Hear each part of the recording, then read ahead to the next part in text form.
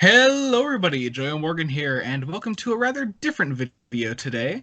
This is a discussion video actually based around our adaptations that we do of the Doctor Who version New Adventures and Missing Adventures. I have with me today some of the people who work behind the scenes on the projects. Of course, Jacob Licklider, Hello. Brian Corrigan, aka Briarheart02, Hello there. and the lovely Ark, aka Corey Williams. Hi. And today we're discussing our 4 adaptations of Timewyrm. This, of course, being Genesis, Exodus, Apocalypse, and Revelation. And I don't know, I've really been wanting to do this video for a while. I know, I think all of us had suggested it at least once before we officially decided that we were going to do it. We were all like, that sounds like a really cool idea. So I'm really excited to be doing this today. Of So course, This yeah. has been a long time in the making, I think.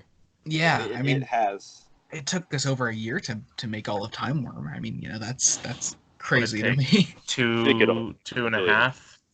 2.5? What are you talking about? We No, only started. no, it wasn't that long. We only started early 2018. Yeah, Did we?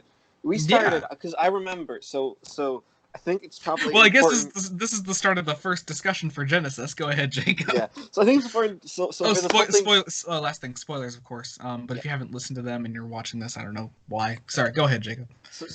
so this entire thing came about it was February of 2018. Mhm. And I don't remember if it was Brian or someone else who had reread Genesis at the time. Well, Could we have Brian's never read through Genesis fully. I know It that. might Yeah, have been not you, all the Joey. way. It might I have been think- you. Well, I think what's- no, because I think I was not involved at all to start with. If I think remember I correctly. remember the exact conversation. It was after one of our other discussion videos. And it was me, Jacob, and Brian. Yeah, it was the three of us. We And were I talking. wasn't We were really talking involved about in the Seventh conversation. Doctor impressions, and Joey did his, and it sounded like pitch perfect Sylvester McCoy. I wouldn't say pitch perfect. That was just me reading some TV lines off the cusp. Oh, right, but we were I was still developing it at that point. we were really impressed with it. I remember that, and I can't remember what it was, but somehow, of course, with Jacob, we always get on the topic of the Virgin novels, and I was like, I've tried to read from the very beginning, but Genesis beats my butt every time, dude. I can't get through it. If someone adapted it, maybe I could start reading. See, for some reason, I remember the script coming first. I thought Jacob started writing it Yeah, before. well, no, because it it tried was me partially out. Brian, but somewhere in the internet I read a review of Genesis, and I was like, "Yeah, this novel is crap." However, did I think it was good? And then I had this idea, just out of the blue, what if I could do it better? Well, right. I suggested, so you had that idea on your own, and then I brought it up. I remember you were actually like, well, actually, I've been wanting to adapt some of the novels for a while now. I was like, oh, well, if you do, I'd be willing to edit them. And then Funny joke. I think Joey was there from the beginning because we knew. Joey, we knew you would be our Seventh Doctor because, No, I don't know why. Maybe I'm mistaken, but I seem to remember you already having a scene or two of the script written before. Oh, I had started it, but I didn't want to make anything official until we had found a Seventh Doctor. Yeah, because I remember you saying you were like, there's no point in us doing this unless someone can do a good McCoy, because McCoy is such a hard voice to do. And I remember for the first conversation, entirely when you were writing the script, I was not involved at all. I was just kind of listening. I was like, I know nothing about the Virgin novels. I don't know what you're saying. And then it was after another discussion video. It must have been later on when I was like, well, I mean, I could give it a shot. And I pulled up, I forget what story I pulled up a line from. It was a monologue-y line, something from season 26, probably. I think it was from Remembrance. Oh, was it? Was it? I'm pretty sure it was the Great Ripples, like a huge boulder dropped in a lake speech. Maybe. I remember it being the end scene from Survival, but it wasn't that either. okay. It was something that I was completely unfamiliar with, and I just started reading it. Maybe it was something from Battlefield. Maybe it was the Machines of Death one.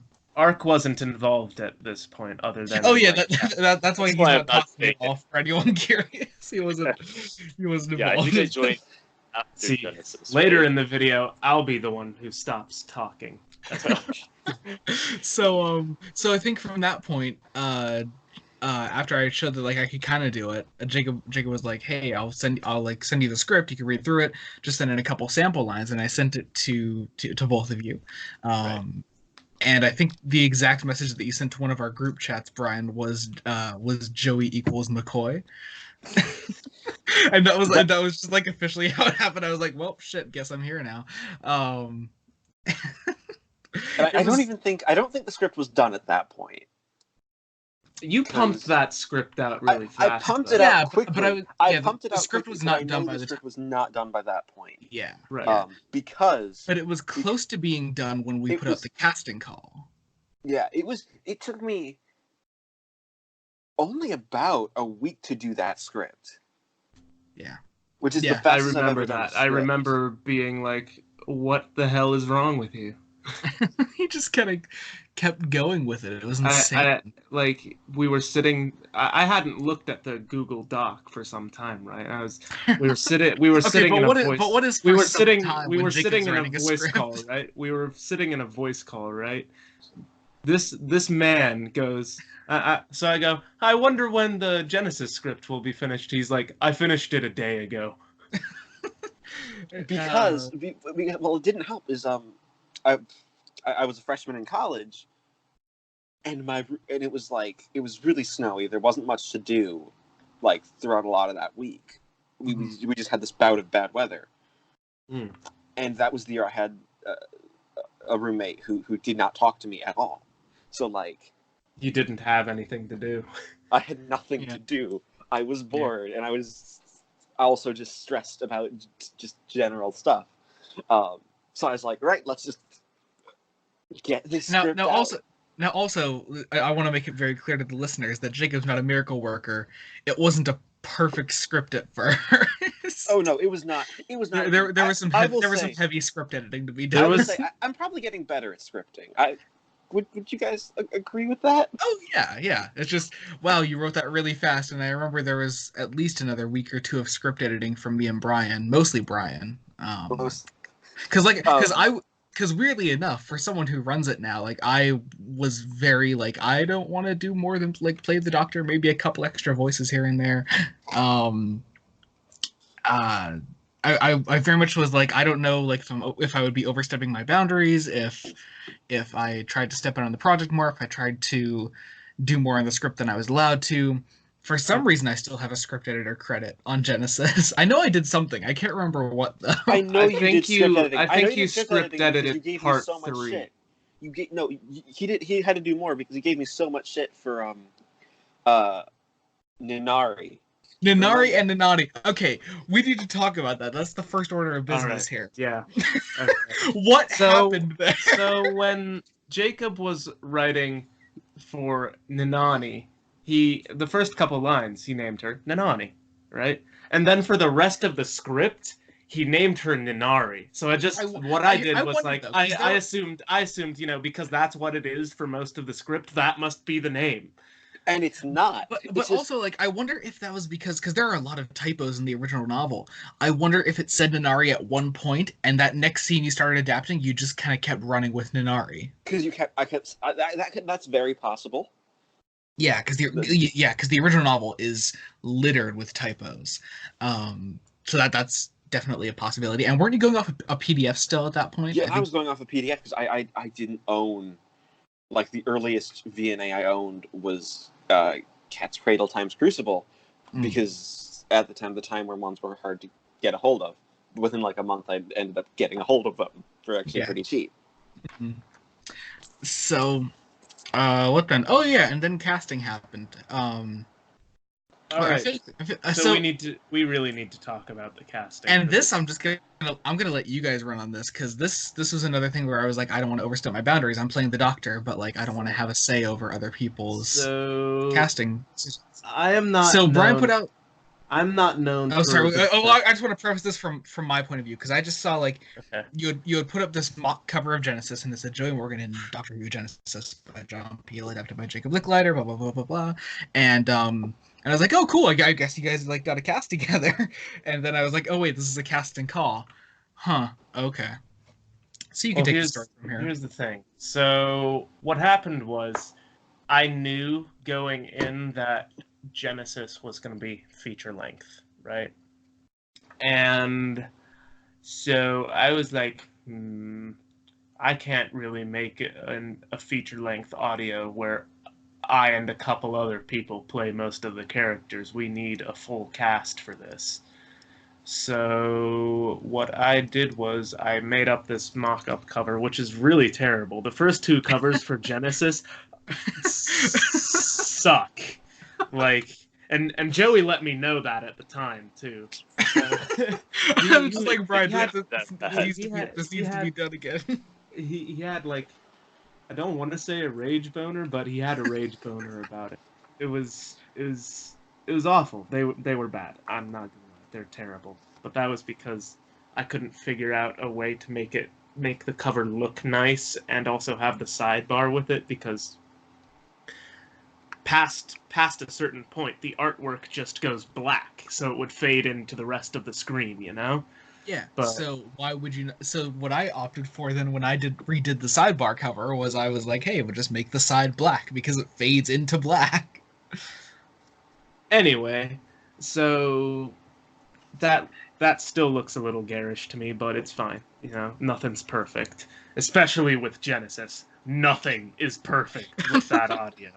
But yeah, so I made this mock-up cover, and I talked to Jacob about it, of course, and we were like, yeah, we should do a casting call. So I put it out, got an overwhelmingly positive response to it. Like, I think Actually, I want to pull this up because I want to see the full original cast to see how much it changed. it from- did change. Oh It my did god. change. For those curious, Brian has as is custom now with the adaptations, Brian put out a cast announcement after the casting call was out, after they had put a cast together, and that was great and all. But there's a significant difference between the casting call results and the cast that is actually listed in the description of the individual parts of Genesis. So let me see what changed. Well, I know the big one was Harry. Yeah, because Harry, you guys originally had double cast as Gilgamesh and Urshinabi, right? Right. So let's get So- into that. so- Harry, I love Harry, but I knew I made a mistake pretty early on in casting him, because he was a perfect Gilgamesh. Don't get me wrong. I loved his Gilgamesh and I loved his Urshinabi, but like, I'm sorry to say this because he might see this one day and come after me for it, but when casting Harry and things, he's kind of unreliable as hell. This is unfortunately true. And yeah, just it never works out when I attempt to cast Harry in anything. I've come to the decision that I am not going to try and cast Harry in anything again, because as much as I love the man, and he is talented, don't get me wrong, he just can't stick with it. So Yeah. So that was the eventually- first big change. So obviously, but you did get pretty lucky with Ace and Ishtar because they stayed the same for the rest of the audio with Rice Bar and Anna, and they're both lovely. Anna specifically. Gilgamesh we ended up swapping out for Jacob's friend Will. Yeah. who- So what happened with Harry is that when Harry dropped, by this point I want to say Joey was a bigger part. I think I had redone. I think the same day I redid the cover to make it with the sidebar. I think that was the day you contacted Will about playing Gilgamesh. Well, because we had lost Harry, and I had seen a friend of mine in The Tempest, Shakespeare's The Tempest, as Caliban. He was understudying the role, and he had to go on because of reasons. So I was like, so I thought, hey, I know you're great. Would you do this as a favor for me? You know I'm such a nerd. And I specifically said, don't tell anybody, because I'm kind of completely ashamed about my Doctor Who love. And he said, yeah, he'd do it, and then and it was already past. We were already falling behind in the schedule. Oh, so, as far as editing, yeah. It's just but that's because we couldn't find a replacement for Gilgamesh, who's like a really big role. Like the other two people who auditioned for him were absolutely terrible. I mean, I wasn't aware of this. Huh. There were two other people, and I feel safe saying this now because it's been a while. But actually, fun little fact about Gilgamesh when Jacob had started sending me the script and I started reading the lines and everything, I was like, man, I might want to play Gilgamesh instead. If I can't end up doing this McCoy impression that I want to do, maybe I'll be able to do Gilgamesh. Using me or you would have been like a last resort for that. I think we didn't end up filling all our roles, right? There were a couple precasts right off the bat. There was Joey as the Doctor. I really wanted Dumuzi. I know Jacob wanted Phantom for some reason. Next in the cast here, I'm looking at. Let's not jump out of order. Of course, Enkidu, as played by the lovely Corey Williams. So this is where Ark comes into the picture. This is where Ark. Now, did Ark audition? I forget, or were we just like, hey, Ark, you want to play this role? I think what happened was we might have been recording a video, and then afterwards we were talking, and you started telling me about this project that I didn't really know about up until that point. And I thought, okay, this is pretty cool. And then you said, wait, could you do a role for us? And I either did send in an audition, or you guys just said, all right, you're Enkidu now. But something like that happened. I think he sent in an audition. No, he definitely auditioned. He auditioned. I think we said you should audition. He auditioned, and we loved it. So. Oh my god! And also, I didn't even comment. Like, Will just happened to do an amazing job as Gilgamesh. He is still one of my absolute favorite things about the project. I absolutely love the way he plays it. I mean, there are a couple issues with his mic towards the beginning of it, but the mic is really poppy towards the beginning. But the performance itself, he's done stuff for us in other projects too, which completely surprised me. The performance itself, I think, perseveres through the popping mic, though. I think he's just really great as the character. And then, of course, Ark. I just like how he delivers the lines sort of like deadpan. Oh yeah, it's amazing. I love how he does it. It sounds absolutely awesome. Yeah, he's like, I shall spill the blood of my enemies. It's so great. So then, of course, Ark needs no saying. Mwah, wonderful. I really don't think we could have gotten a better Enkidu. Your natural voice just matches it. I really think so. Like, is that because you're saying I have the voice of a Neanderthal? I don't know. I'll take it. That's not what I'm saying at all. But no, I know. I mean, like, I say it more as Enkidu is a sympathetic character, and I think that comes across naturally in your speaking voice. He was definitely he was my first role I'd ever done in any kind of audio, and as far as first roles go, I think it was a lot of fun to do, and I enjoyed being able to do it. I think you're great in it, but I also think you've improved immensely since then. Oh, thank you. I think so too, honestly, because honestly, I don't really like my Enkidu performance that much. I hate to shamelessly plug, but Lessar in Goldilocks War, pretty awesome performance. And also for anyone curious, Ark plays Anjor in Time of Your Life, coming out in November.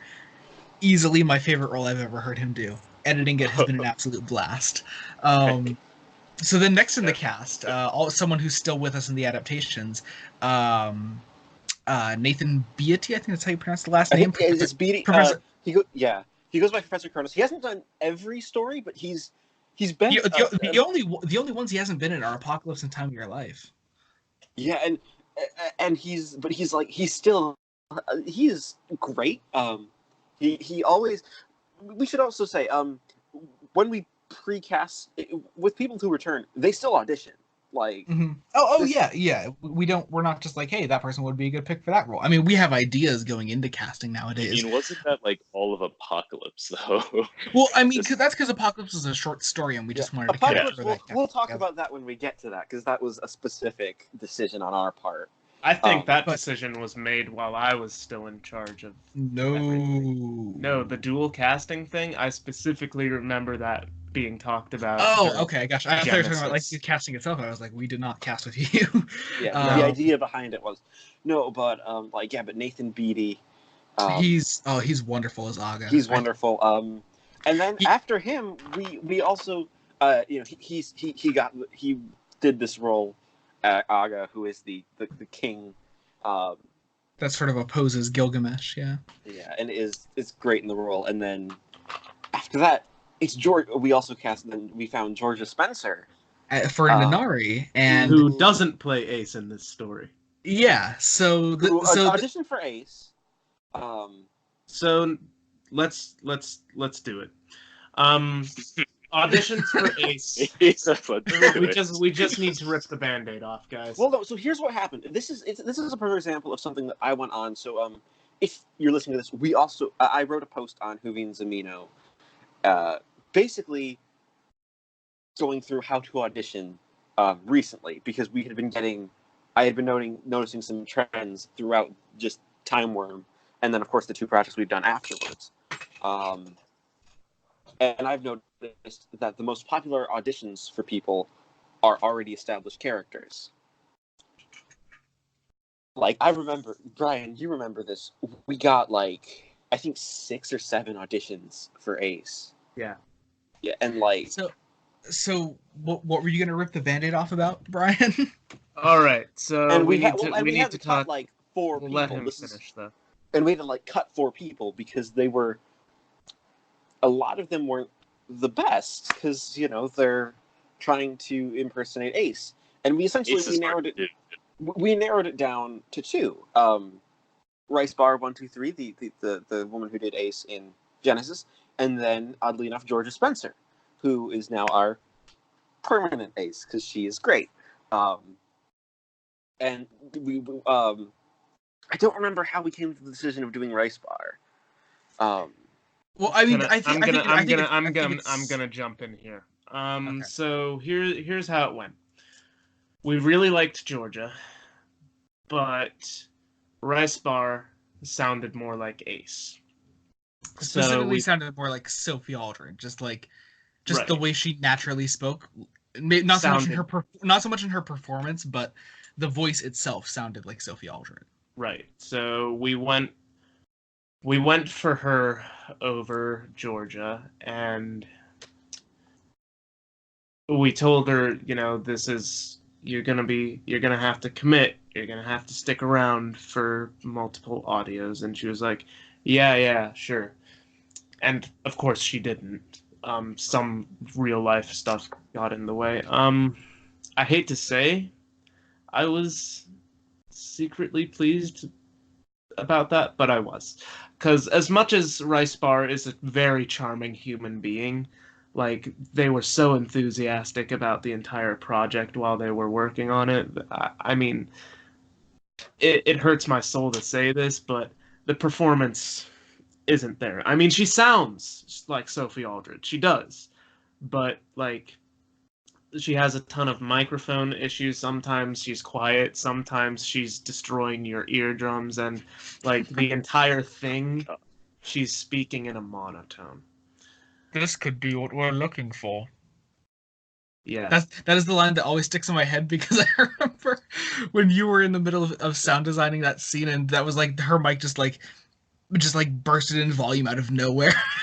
So I'm so glad. And of course it also shows in Genesis, because George is wonderful as Nanari. She gives a lovely performance. Oh yeah, like Georgia was amazing as Nanari. Georgia was awesome. I love Georgia's. I love Georgia's performance, and I love her voice. It's mwah.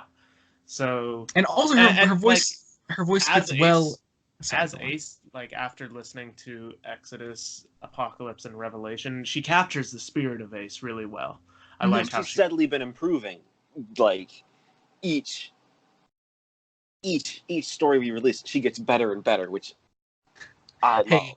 Hey, Brian and Jacob. Do you know who's next? Yeah, I know who's next, and I wanna talk about this. Next up, we have Angula, as played by Elias the Gay.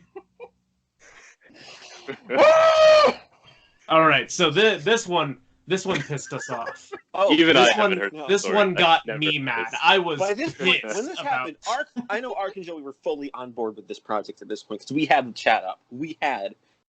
I don't think I was I in that chat. I know that Jacob and I were really pissed about this one. So Elias the Gay was like in the chat, chatting everybody up, like because we have cast chats.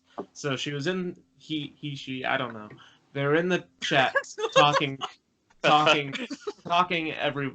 everyone, being really enthusiastic about the project. They ghost us. Yeah. Like the day lines are due, they're like, oh yeah, well, I've got all my lines done, I'm gonna get them in, and then the day of completely ghosts us. We're like, okay, maybe the email didn't send through, so we send them an email. No response. We text them in the group chat. No response. A week goes by. Jacob and I are pissed.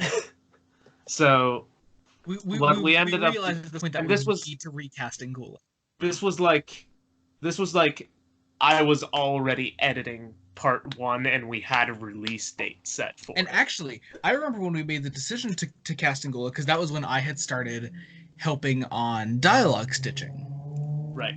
So And at this point, Jacob was like, "Hey, well, I know someone that can do it." And Jacob, I don't know how much you want. I don't know how much you want me to say here. So I'll let. So my sister asks, but she hates Doctor Who, and I was like, listen, and she happened to owe me a favor, so she recorded the lines, but they were of varying quality. And Yeah, it was all over one line that we wanted her to re-record. But yeah. Overall, like, it was like I could work with it all. I could stitch it all together. I could, but like, there's this one thing that I can't get around, and it wouldn't have been bad if it was a line I could cut out. But it was like, this is an important line. I can't remember for the life of me what line it is now. It was like a brief monologue that got really stuttery, and I was like, could you just have her redo this one? It'll take like 10 seconds. And so I tried. Joey and Brian will say I tried my hardest, but she would not do it. I think we need to stop the story there. She just would not do it. So we were like, all right, we need to recast again. And again, this is like even further into the editing process, and you have to think like Joey's already edited. We're already edited done with part quite 1 a at this bit point. with Angula, and so No. Actually, no. No? We had not. I was trying to put together the dialogue portions with Jacob's sister, and I was like, I can't work with this anymore. We need someone new. And luckily, I hadn't sent off any Angula things to you yet. So, Brian? All right. So my sister also hates Doctor Who. A great start to both stories. And luckily, she's nicer than Jacob's sister. Less temperamental, shall we say? I'm kind of like trying not to say what exactly happened because it was bad what happened between you and your sister. But the most my sister will ever give me is like an irritated sigh, or be like, fucking fine. And then she'll sit down to do it and enjoy. Oh yeah, I mean both times she's played roles. I've really enjoyed listening to the files as I edit them with her recording the lines. It's always fun. She has fun doing it. She just really doesn't like, her voice. So in the end, I think Imogen did a great job as Angula. So yeah, my sister Imogen ended up playing Angula. We casted her. She was really good in the role, I thought. So and overall, at this point, I know we're still going through the initial cast, but really, I don't think we have to touch upon every person though. Just like oh yeah, of course, just like the big changes, the people who stayed, and all that. But at this point, the things holding us back were Ngula. As much as I love Will, it was like pulling teeth getting it was like It pulling teeth was, getting his which I lines. think, was more for personal reasons. Yeah, oh yeah, I understand that, but still, yeah, that was holding us back as well. And also, it wasn't as bad. It wasn't as bad this time around when we used him recently, though. oh yeah, right? he's doing a great job with Time of Your Life. Well, he got them in on time, didn't he? Well, oh, for Time of Your Life, oh yeah, he was fine with Time of Your Life. Yeah, he was great. And next, oh yeah, we can skip over this one. Although I do like what it says in the video here. Enitum, Jacob Licklider, decided to cast himself, I guess. I can't remember how I ended up playing Demuzi. Did we have someone else cast who dropped? No, I think we No, I know. I think you just decided to take Demuzi. And I was like, well, if you guys are Ooh, I know a cast change that happened. My grandmother as a what Puabi, is that her name? Yeah, no, that's your mother is Puabi. Is it in the casting announcement that it's? Oh, is it? I'm looking right now. Because I might have put down my grandmother's name because at the time we were like, yeah, she'll do it. Nope. Oh wait, no. Puabi, yeah, and Corgan, yep. All right, so I need to talk about that very briefly. It's a very short thing. So I texted my grandmother. I was like, "Hey, I really enjoyed working on Last Mondasian with you. Would you like to do another one?" She said, "Yeah, sure. I'd be cool with that. I had fun too." I was like, "All right, fine. Let's do it." And like a week after we put out the casting announcement, we found out my grandfather has this really rare degenerative brain disease, and it was acting fast. So yeah, that sort of took her off the table, I'd say, because we had to deal with that. Is she the one that we dedicated the story to? No, that was my great grandmother, Jackie Dre. Yeah. Well, so after that little depressing thing, I think that's as far as all the we recast. Well, I mean, Avram Troy Tysinger, he was lovely. Unfortunately, he never did any other adaptations. He never auditioned for anything else. I just think he just never had the time. Something happened in life, and he just could not come back because he seemed to really enjoy it. Yeah. Oh yeah, and he was good as Avram too. Amazing as Avram. And then finally, also that actually, while we're talking about that was a change that we made to the original novel. In the novel, Avram is a songsmith, and the adaptation we restored. I remember also at one point, Jacob, you were trying to get me to double as Avram because I do theater and I sing, and you were like, "Well, we'll get you to do songs." It's like, no, that's not gonna work. Not without music, no. Yeah.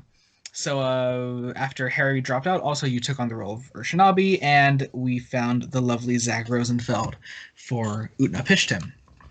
Who is Brian famously misspelled as Rosenfield the first time. Rosenfield. Everybody does that, apparently. According to him, everybody looks at his name and assumes Rosenfield. And he has to be like, no, Rosenfeld. And then the rest of the adaptation happened.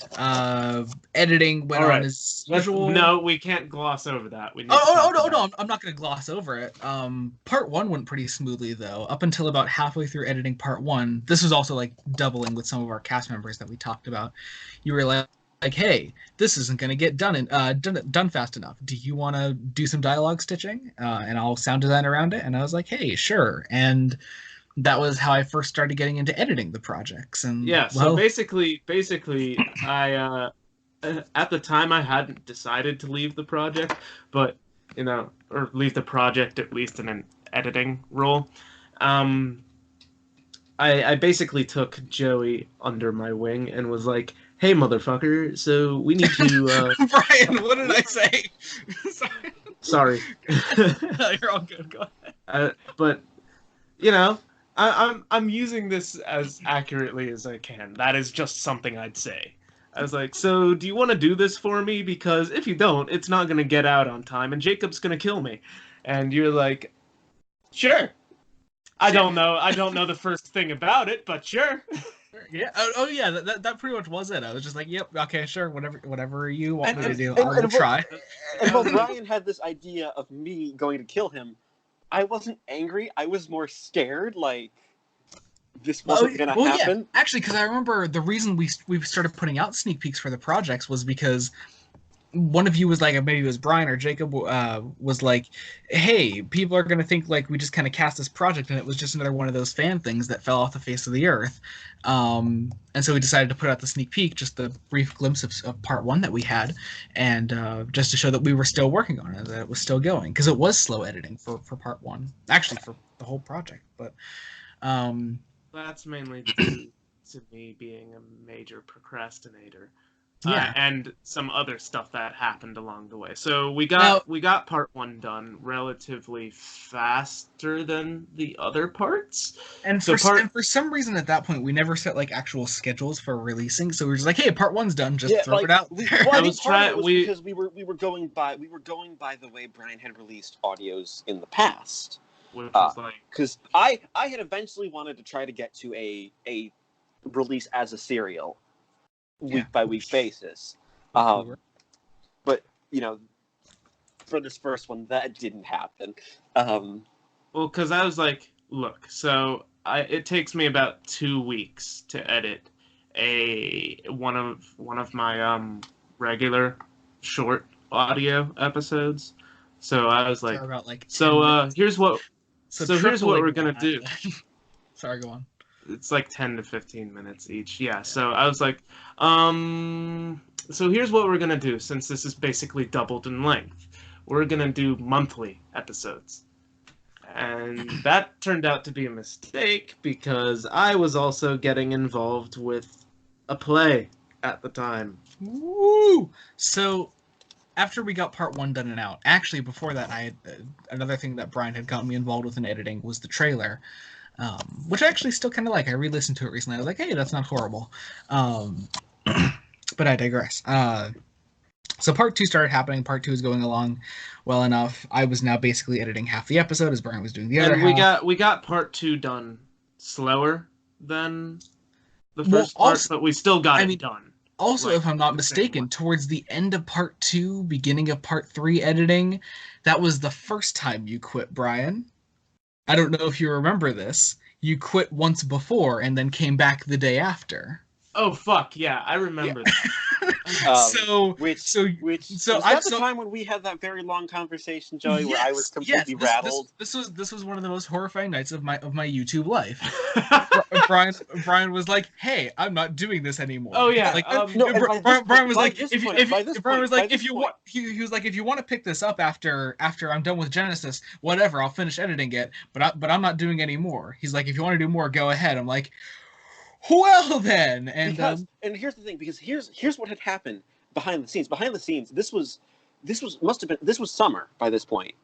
Oh so yeah. We didn't get the first episode out until like August. So so I had already finished, and I had already for Exodus and the script for Apocalypse, and I was well on my way to working on Revelation. I think I was like in the middle of what was going to become part 2 of Revelation. Oh yeah, you were script editing well in advance at this point. Yeah, and I still am well in advance. I just can't do it as quickly anymore because life happened. All right, let me make excuses for myself here. So, wait, okay, fine, go ahead. By this time, the school year started up for me, right? And as the school year started up for me, my great grandmother has died, so that's a big oof. And of course, my granddad's brain stuff. And that sucked up a lot of my family's time, and I was just like in this like mournful depression. I was like, I didn't want to do anything. It was a struggle to even get to the play, which I'd been looking forward to for months. You know, would this have been Radium Girls? I was just like creatively and mentally. Yeah, Radium Girls. Creatively and mentally exhausted. And one night I was just real down. And I was just like, guys, I can't do part 3. Well, no, you said you wanted to finish Genesis up. You said you wanted to do the rest of it. And then you said you were done after that, which basically ended up becoming the second time. But the reason this was the most horrifying night of my life, because me and Jacob had both decided after you had quit the first time, we were like, hey, we still want to keep doing this. Well, I was we don't know what terrified we're doing. because I had known that Joey didn't want to edit. Like, Well, I know that that super real long night where we had a big conversation where I was just like, I can't do it. Yeah, and then after you left that voice chat that night, me and Jacob went into overdrive, and that's when I made the casting call for Exodus. And I was like, here are all the characters, their descriptions, their audition lines. It's all ready. And then the next day I woke up, Brian was like, I'll keep doing it. I was just really depressed last night. At which point I was like, huh. I think you're mixing things up, because it was initially, I can't do part 3, you guys can do it if you want. And then I got up. No, I thought you said no. Just Joey is right. You quit, then came back the next day. I think he's referring to the conditions of it, like him finishing Genesis. And I thought both times he said he was going to finish Genesis. No, the first time I was like, I'm not even doing part 3, and then I came back the next day, and I was like, okay, I've calmed down a bit. I still don't think I can put myself through this again, but I will get through part 3. Which part 3? You remember part 3, Joey? Well, that also, because I remember the day after you came back, you were back on board with the project as a whole. You were still going to do Exodus. I remember this very vividly because I was like, I just made that casting call for nothing. I remember that thought very, very much so. And thus began the nightmare that was part 3. So during this time, you said, okay, some of these scenes aren't going to get done when we want to have part 3 out. Joe, you're either going to have to sound design or we're going to have to push back part 3. And I was like, well, I'll give it a shot. Why not? And this was how you learned how to sound design. I basically sent you an instruction list. I was like, so this is how you put all this together. This is how I'm planning to put all this together. So put it together that way. Yeah, and so I think I edited like 3 or 4 scenes in part 3. Essentially like I think we split it up into evens and odds. Well, yeah, but only towards the end, because I remember you did the first couple by yourself. And then at that point, when towards the end of that, when we were done sound designing, when we were close to being done sound designing all that, I remember I had my scenes done all before you because I'm insane. And you were like, okay, now I officially quit. And that was when you officially decided that you weren't going to do Exodus. And me and Jacob felt a bit calmer that time because we were like, well, at least we were prepared for it now. And it was that Joey even said he was willing to keep doing this. That was my fear. Is that I think in retrospect, if Brian can't do this, I don't know how Joey's going to react because. I think in retrospect, I may have said I'll stick with Exodus, and it was sort of like, I was never going to stick with Exodus. I kind of just knew that I was not going to do Exodus at all. Shame. Damn shame. So, as we were going through part 3, and I was getting more sluggish with it and more beat down, I was just like, maybe if I get Joey to sound design some of it, that can be an excuse for me not to do Exodus. So, and then by the end of it, because I had already been doing half the episode with you sound designing it and me dialogue stitching it, I think by part 3 I had done over half the episode because I had then sound designed a couple scenes of it. So I was already editing almost full episodes, so I was kind of ready for Exodus then. And and by this point, this is when I think we brought in Ark as a second script editor. Well, yeah, because the second time Brian quit, we were like, we cannot make big decisions as script editors, as casting directors by ourselves. And this is by the point where Joey had said, you had decided you were going to read the books. Yeah. Well, I remember I had read all of Genesis and most of Exodus by the time we were gearing up to cast Exodus. Because we had wanted a script editor who hadn't read the books, so basically so that if in Adaptations, if when I cut something, to make sure it still made sense, we would have someone reading through it who didn't know the story. That's still me. I've read like barely any VNAs. Which is why we have Ark here. I've only read one. Also, I do remember. Brian, did you even finish Legacy? We'll talk about that some other time.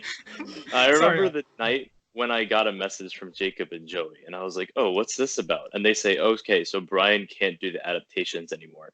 And I think I said something really stupid like, "Oh, that sucks."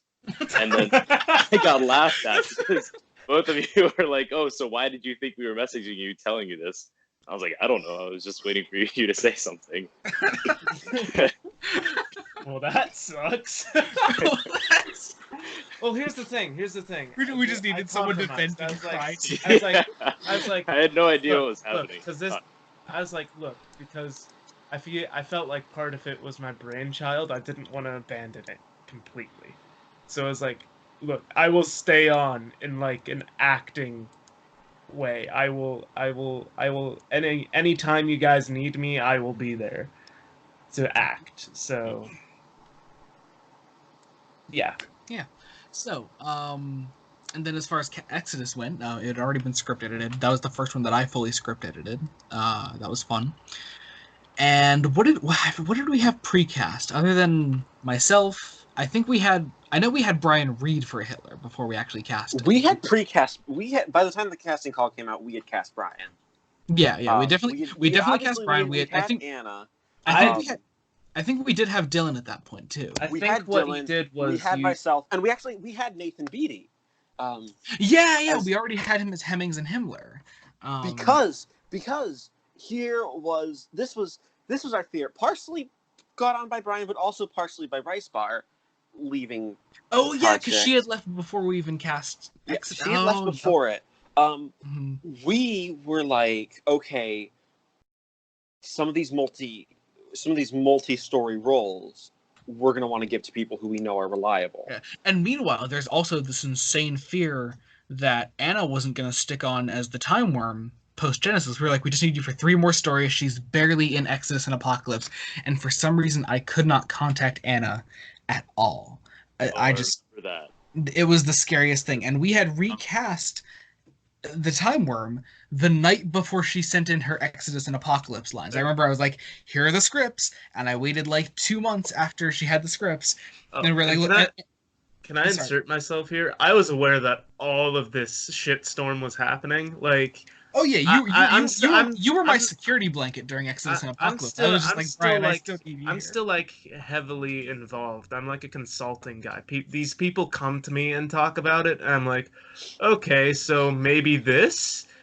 Because I don't work on it anymore. I'm not as sure about the decisions they make, but they still do confide in me about most of their production decisions. Yeah. So, Exodus is probably the scariest casting we've ever done. I think that still holds true today because, and not even because of the main cast itself. Even though the main cast was tough because we were asking for very specific accents from people, German, English accents alike. And we were also just the general themes.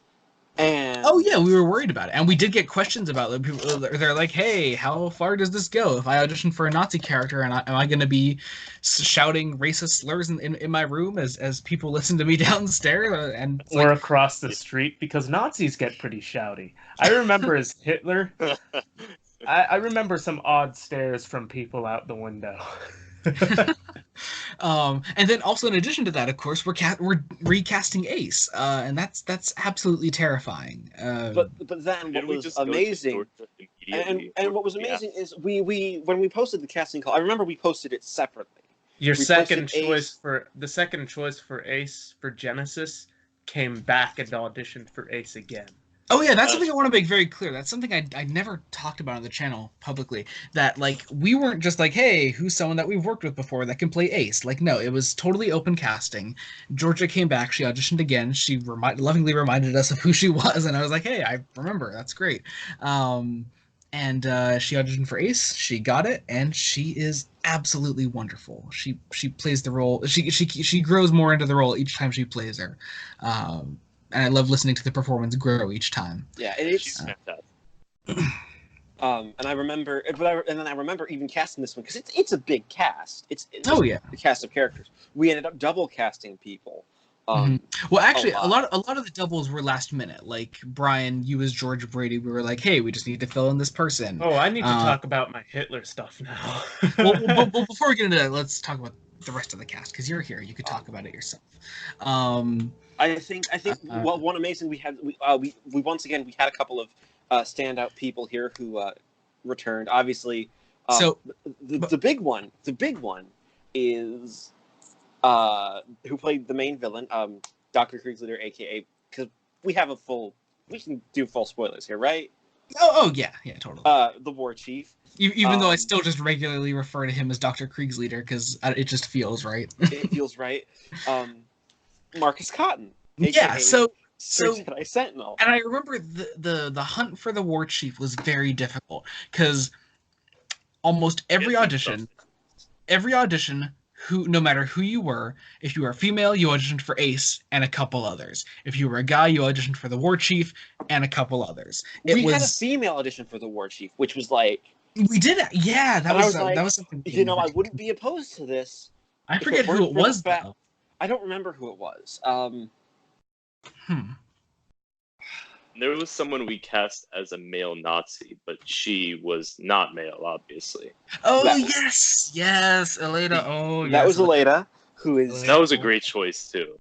Yeah, oh, she plays that role really well. Also, like, what really works about it is that Strasser is such a comedic character. Her performance matches it so perfectly. I adore listening to it, and I adore editing it. But also, before we get into the rest, a couple of our other double castings. Zach, we were like, hey, we know we cast you as the Warlord. We need a Harry Gold, too. Can you do that? And then the most begrudging double casting we did in this, that Jacob convinced me to do, was Joachim von Ribbentrop, as played by myself. But he was a small part, anyway. Yeah, and you were like, hey, he only has 7 lines. I'm like, yeah, 7 lines that are going to sound awful. Oh, they were good. I remember. They were all right. I didn't know you played a German in this story. Yeah, I was Ribbentrop, for a couple of months. Well, you must have been good enough to the point where I couldn't recognize your voice, dude. So I kind of based mine off of Dylan's for some reason. I was like, hey, Dylan, your German's pretty good. Oh, you want to know what my German accent's based off of? Dr. Doofenshmirtz and David Tennant in Cold. No. Why do we still cast you in things, Brian? So, platypus. I want to talk a bit more about Nathan Beatty. We of course cast him. One of the ones we cast him as was Hemmings because Hemmings had to come back later in another story, and we knew he was one of our regulars. So we were like, hey, we can count on you to come back. His Himmler was really good.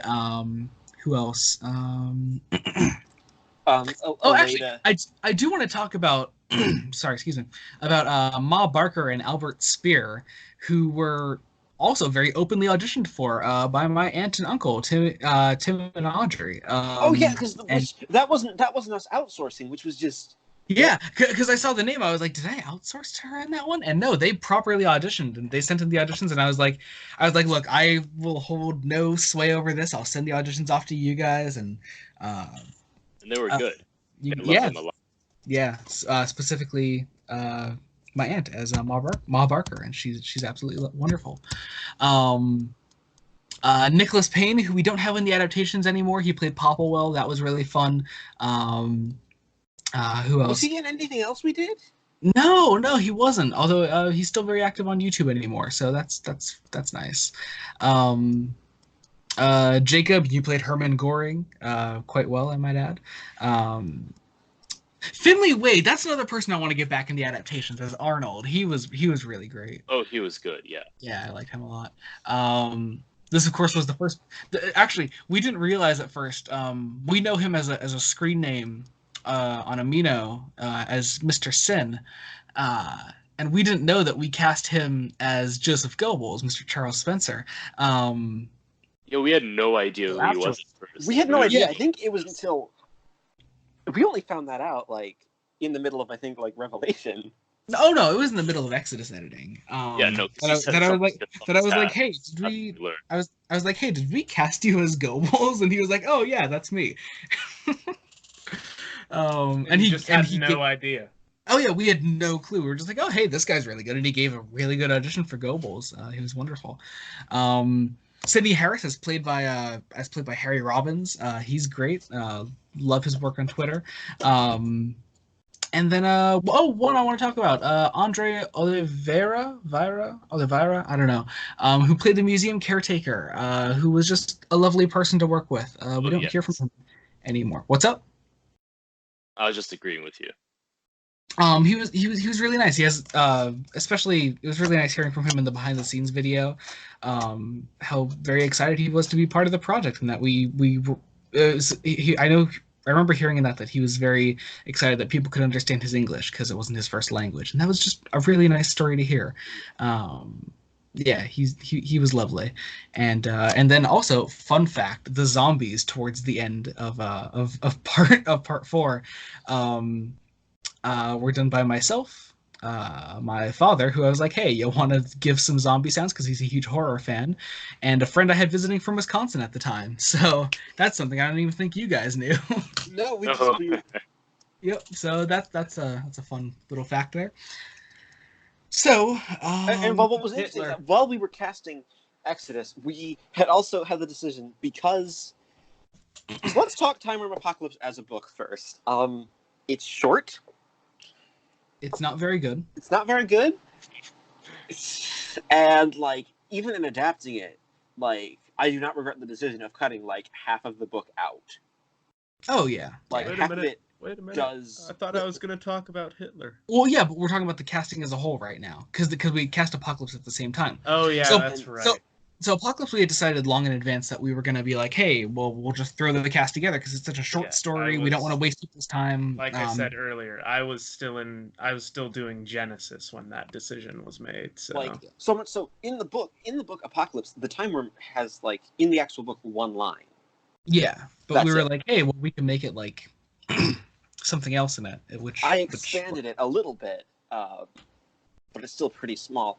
And So, what happened? I mean, what happened was we had the opposite of what usually happens. Is we had a lot of female auditions for Exodus. well, yeah, and that's because of the Ace casting, of course. Yeah. But what worked out here now, also, it's a shame because there are only 2 females that we had to cast in Exodus. One was Ace, the other was Ma Barker. That's a horrible guy to girl ratio for how many female auditions we got. So only being able to cast 2, we were like, well, we could throw some in Apocalypse, I guess, because we did get a lot of female auditions. And I think we only ended up turning 1 away during the casting of that story, of those stories, I should say. So through this casting call, we found someone who's still with us very much so in the adaptations, Avery Clark, who played the Grand Matriarch. Oh, she's so good. She's lovely. she played Perry in my most recent audio. Yes, she did. She replaced my male gay voice that I use. And nobody will ever miss it. So we found Ox Meadow Designs. She was wonderful. She played Taniel and went on to do a cameo in Revelation. We got Brian's sister back on as Revna for that, and She was great too. And also cast in that story, my mother, because I was like, hey, we need another female role as. Did you mention Taya, or Taya's in that, right? Nope, she only came in Revelation. She's relatively new to the adaptations. Yeah, so She's been on a lot longer. No, you'd think so. Right? Yeah. I just love everything she does. Right. Is Eleda in it though? Not in Apocalypse, no, because that was cast at the same time as Exodus, so she was only assigned 1 role. Oh yeah, 1 role. Okay, sorry. So there were 3 females in Exodus, but only 2 of them were actually females in the story. Ooh. So, yeah. Anyway, Brian, you want to talk about Hitler? Yeah, let's talk. I know Hitler's your favorite topic. You don't have to put it like that, but okay. So playing Hitler, around the time that I was doing the lines, Joey had set the due date, right? And I was still in the middle of Radium Girls, which was eating up a lot of my time. I still hadn't quite recovered from that creative burnout, and I procrastinated on my Hitler lines so badly. So badly.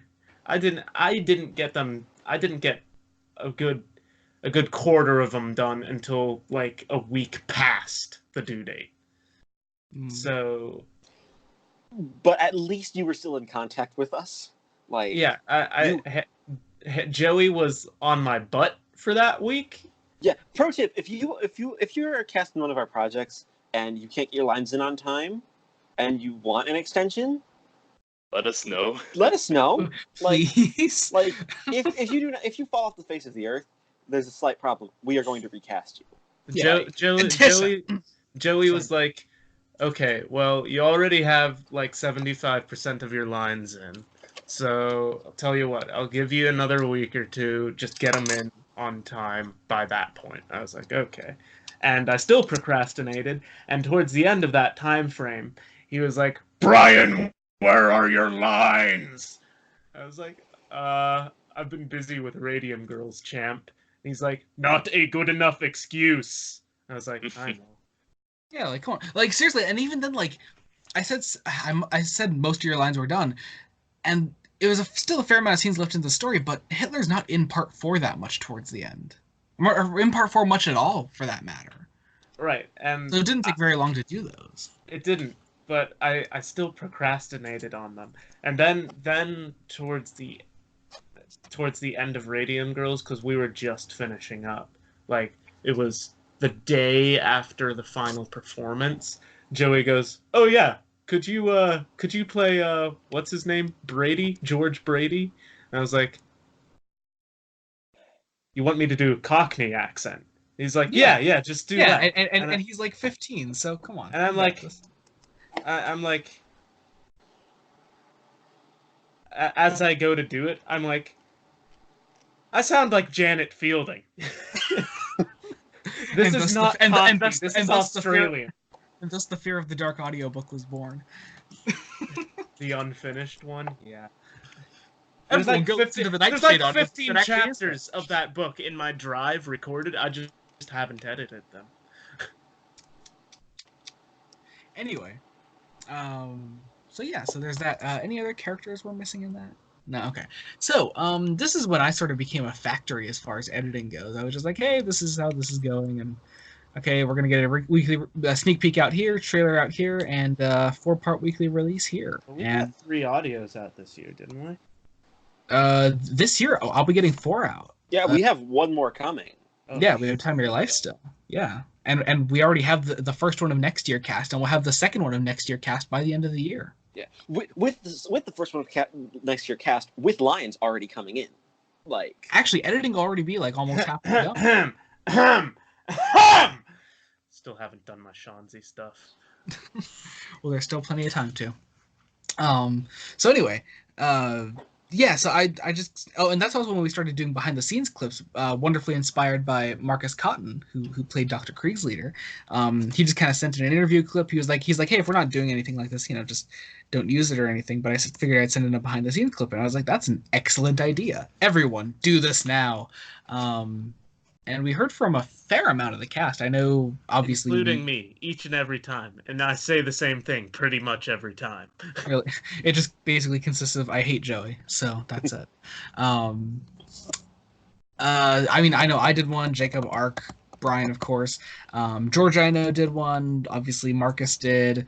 Who else? Aleda did one. Forget who else. Dylan did one. Dylan just gave us historical facts on Martin Bormann. That was great. Did Ark do one? Yeah, he talked about very casting. briefly.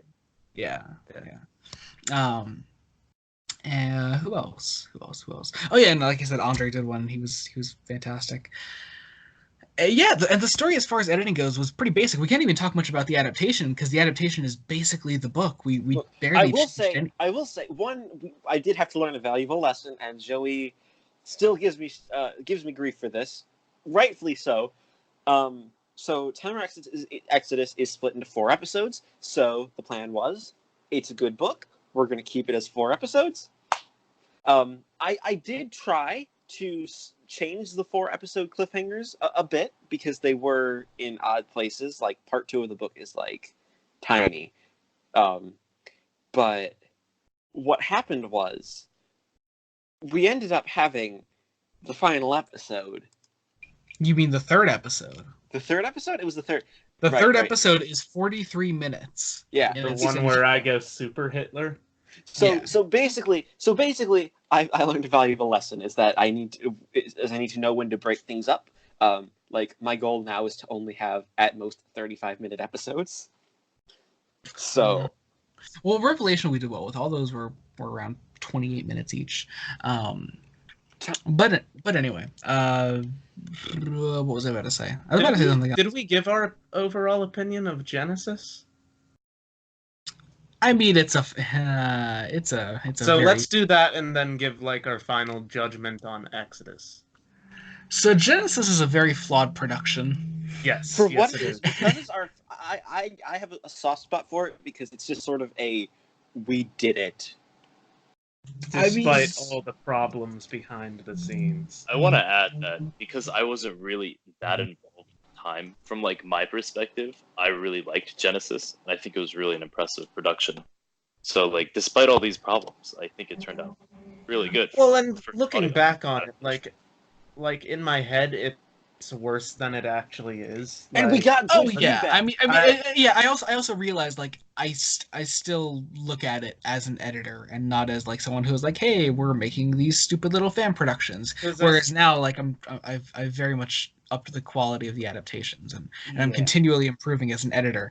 Genesis, I look on and kind of cringe at consistently. I sat down. There are points in Well, I part didn't 3 where sit you down. can I was tell. out doing. You I can was tell out in doing. part 3 where it's 2 people editing, because just there's this slight stylistic difference between Brian and Joey. Go ahead, Jacob. Say what it is. What is the stylistic difference, Jacob? No, well, it's mainly in the sound design, and it's What is the sound design difference, Jacob? it's mainly in what Brian does. What does Brian do, Jacob? Yeah, he kind of overpowers the music. That's true. That's very true. I've made that mistake before. I love scoring stuff. I'm sorry. I love doing it. It makes I'm just like, hey, Russell Stone, plonk. Just throws like the entire Lugaroo soundtrack over Genesis. That's actually not Russell Stone, surprisingly. Oh, really? I mean, I used Russell Stone tracks in Genesis, but Yeah, Lugaroo isn't Russell Stone. Huh. Interesting. Anyway, yeah, I mean, yeah. overall, you know, in my mind as an editor, I want to chuck Genesis into a fire and redo the whole thing. But I mean, here's the thing: I sat down and listened to it. Sorry, no, I was doing yard work a couple months ago, and as I was listening to it, I was like, you know, there are a couple clicks of the microphone, but in all, this is all right. It's not bad.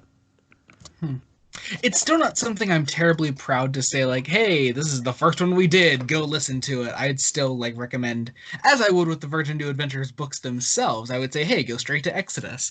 Right. You know, because it doesn't come off, like, as a strong fan production if you say, hey, this is our first very proud work, which is why I'm very happy to release Time of Your Life and put it chronologically before Genesis in the complete story playlist. Yeah. So, yeah. Anyway, yeah, so I mean that's how I feel about Genesis. All right. And what Exodus. What do we think of Exodus? I think it's a vast improvement upon Genesis. Definitely. That being said, as an editor, there are still things that I'm like, no, why did you do that? Like, well, part of the improvement comes from it's not 2 people editing it. Well, even then, I mean that's really only an issue with part 3 of Genesis. As a whole, I think, as someone who has read the book and understands what each scene should feel like, maybe I have a better grasp on that.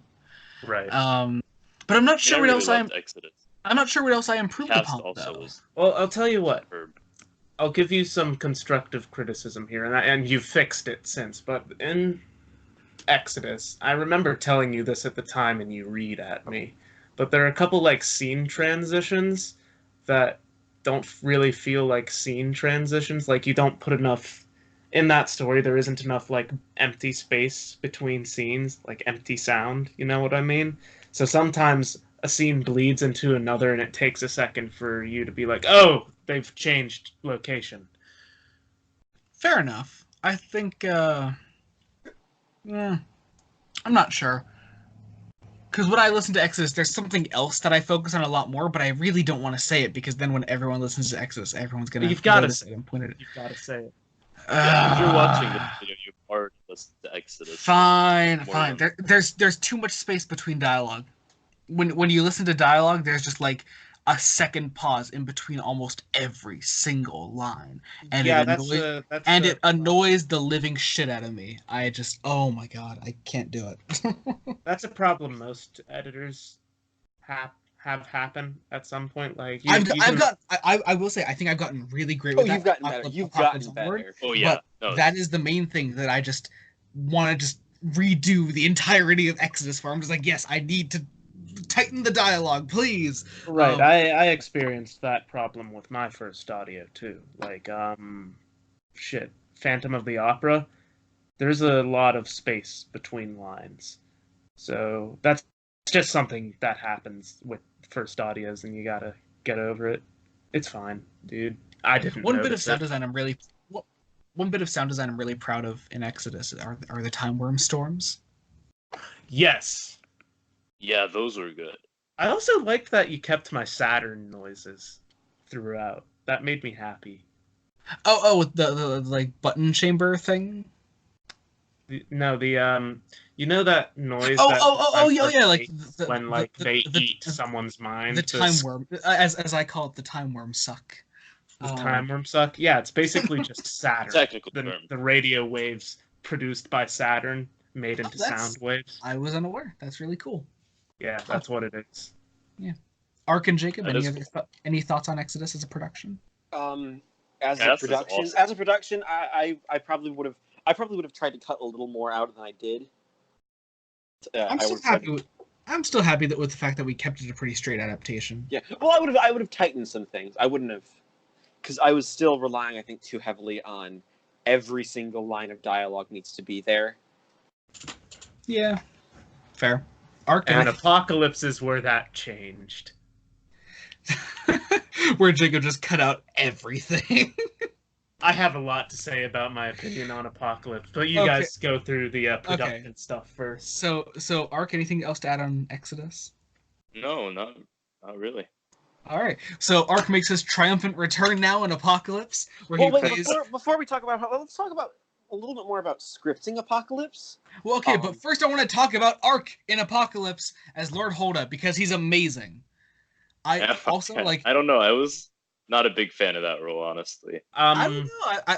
I like specifically your first scene where you come in and talk to Taniel and Meryl, and also I'm really proud of my sound design there with the music that comes in when Holda is revealed. But actually, I have now the lines are like so over the top, so I figured, okay, let's try to make it a little over the top. But I felt I went a little. It is. Too crazy. It is. And also, it's like with the story charming with the story like Apocalypse. Because I'd compare Ark to our own very special American Paul Darrow. So when he goes over the top, he's just automatically more enjoyable. He's really fun to work with. But I do have a question for you, Ark. So did you do the Goldilocks lines before Apocalypse or Apocalypse before Goldilocks War? I feel like Lassar definitely came before Apocalypse lines. Okay, because again, like every time you do another audio and I hear your voice, you immensely improve, and it makes me such a proud dad that Jacob and I, Jacob and I were like, yeah, let's cast this boy because every time you manage to impress me even more. Every time we talk about Ark, I'm just more excited for you guys to hear Anjor in all his glory. Oh my god. Anjor was like my favorite role by far because I really went over the top with that. Anjor is so great. All right, Jacob, you want to talk about scripting Apocalypse? So scripting Apocalypse. Spoilers, obviously. So before we went into Apocalypse and Revelation, we realized we're gonna want our other Doctors cast. Yeah, actually, can I talk about that first? So immediately off the bat, especially for Genesis, we had the Fourth Doctor as Brian Corrigan. Oh yeah, well, I mean, and we also do that. Well, we knew Brian could do 4, 6, and 8, so we had that done. I had already played 3 before in Last Mondasian, and obviously I was 7, so that's already 5 of our 8 classic Doctors cast. Also, I seem to remember at the time Zach was also working on a Troughton impression. I'm not sure exactly why. This is something I can talk about too, because I helped with this. What did you? Not with the Zach thing. I helped with Eric. Oh yes. So okay, sorry. Before we get into that, so Zach, we realized could do both Troughton and Hartnell impressions. I'm not exactly sure how that came about though. We were just I think it was just in a voice chat. He was doing some really good Troughton impressions. No, it wasn't even that. A while ago on Amino in group chats, Zach would do impressions of characters, and 2 of the impressions he did most of the time were Hartnell, Troughton, and Frobisher. That's why he plays Frobisher in my stuff. And I remember Joey was really impressed with his Troughton and Hartnell. Yeah, and specifically his Troughton. I think his Troughton is grade A. Wonderful. So that's how and so I guess we got to talk about Goldilocks War again, because this is your side of the story now. And also I was involved in this, I remember. All right. Us finding Eric, yeah. So for Goldilocks War, which is a 5th Doctor story, I soon came to the realization through Osgood and a couple other people telling me that when I did a Peter Davison voice, it would fade right into Paul McGann. So I was like, I probably can't keep up a Peter Davison for an entire story, which I proved myself wrong when I tried to do Fear of the Dark, that I could do it on the fly, but it's not a particularly good impression. I'm not proud of it or anything. So I was panicking because I was like, I had a lot of the lines done for Goldilocks War. I know I had arcs at this point. I had my Perry stuff mostly done, a lot of the Sea Devils and Ice Warriors.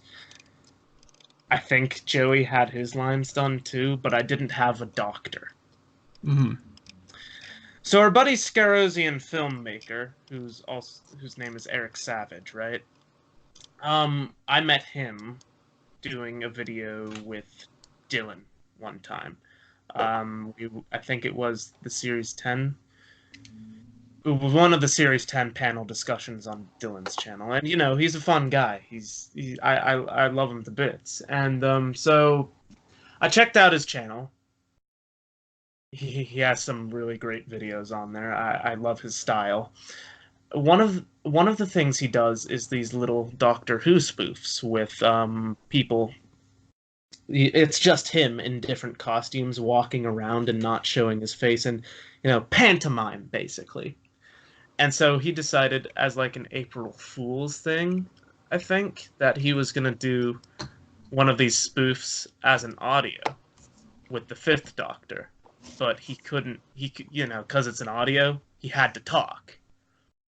Mm-hmm. And so throughout, he's doing a 5th Doctor impersonation, and I'll say this, like, the pitch of his voice is too deep to be Davison, but he captures the spirit, and B, like, the way he uses his inflection and the way he enunciates is on fucking point. Yeah, he's lovely. So, and so I took a listen to this, and I was like, I'm gonna shoot him an email, and hope he says yes to being in Goldilocks War, which he gave me a sort of scared yes, but I was like, Joey, it was after a discussion video. So I was like, Joey, I found this guy. You know Eric, right? Scarosian filmmaker from Dylan's YouTube channel, the one who makes the Chinese Cybermen animations and things like that. And you go, oh yeah, I know him. I haven't met the guy, but I know him. So I show you this, and you're like, oh wow. Yeah, I want him for the adaptations. Yeah, and luckily around the time you were doing your 5th Doctor retrospective video, and he was on that, granted towards the end. But he still at least knew me from that, and so it made confronting him about playing the Fifth Doctor easier. And so at that point, we had all of our classic Doctors cast, and I don't think we'll ever step outside of our classic Doctors unless we absolutely have to. So yeah, and that's how that goes. So Jacob, scripting. Scripting for Apocalypse. Yes. So one thing I wanted to do was so half the book is told. So Genesis and Apocalypse have a similar problem of the authors obviously loving a different Doctor more than Seven. Yeah. Like, with Genesis, it's most obviously the third Doctor who like the last third of the book is like Seven becomes 3 again. Yeah. I do cut that out fast. Yeah, which, you know what? I got shit for cutting that out from you two. I was mostly joking. I don't know if Brian was.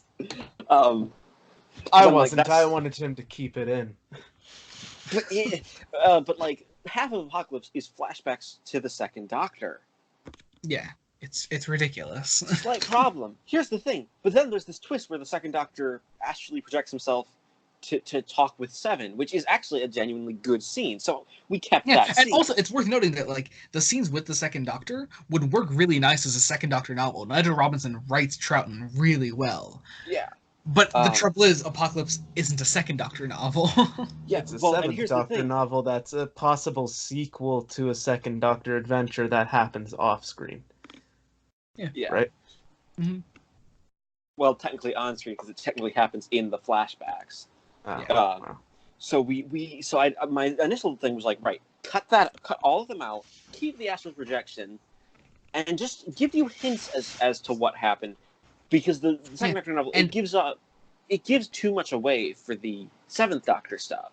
And actually, I'd like to add a little note here that the opening flashback or the opening like sort of like hallucination for McCoy was actually written by me in the script editing process. Yeah, no, because I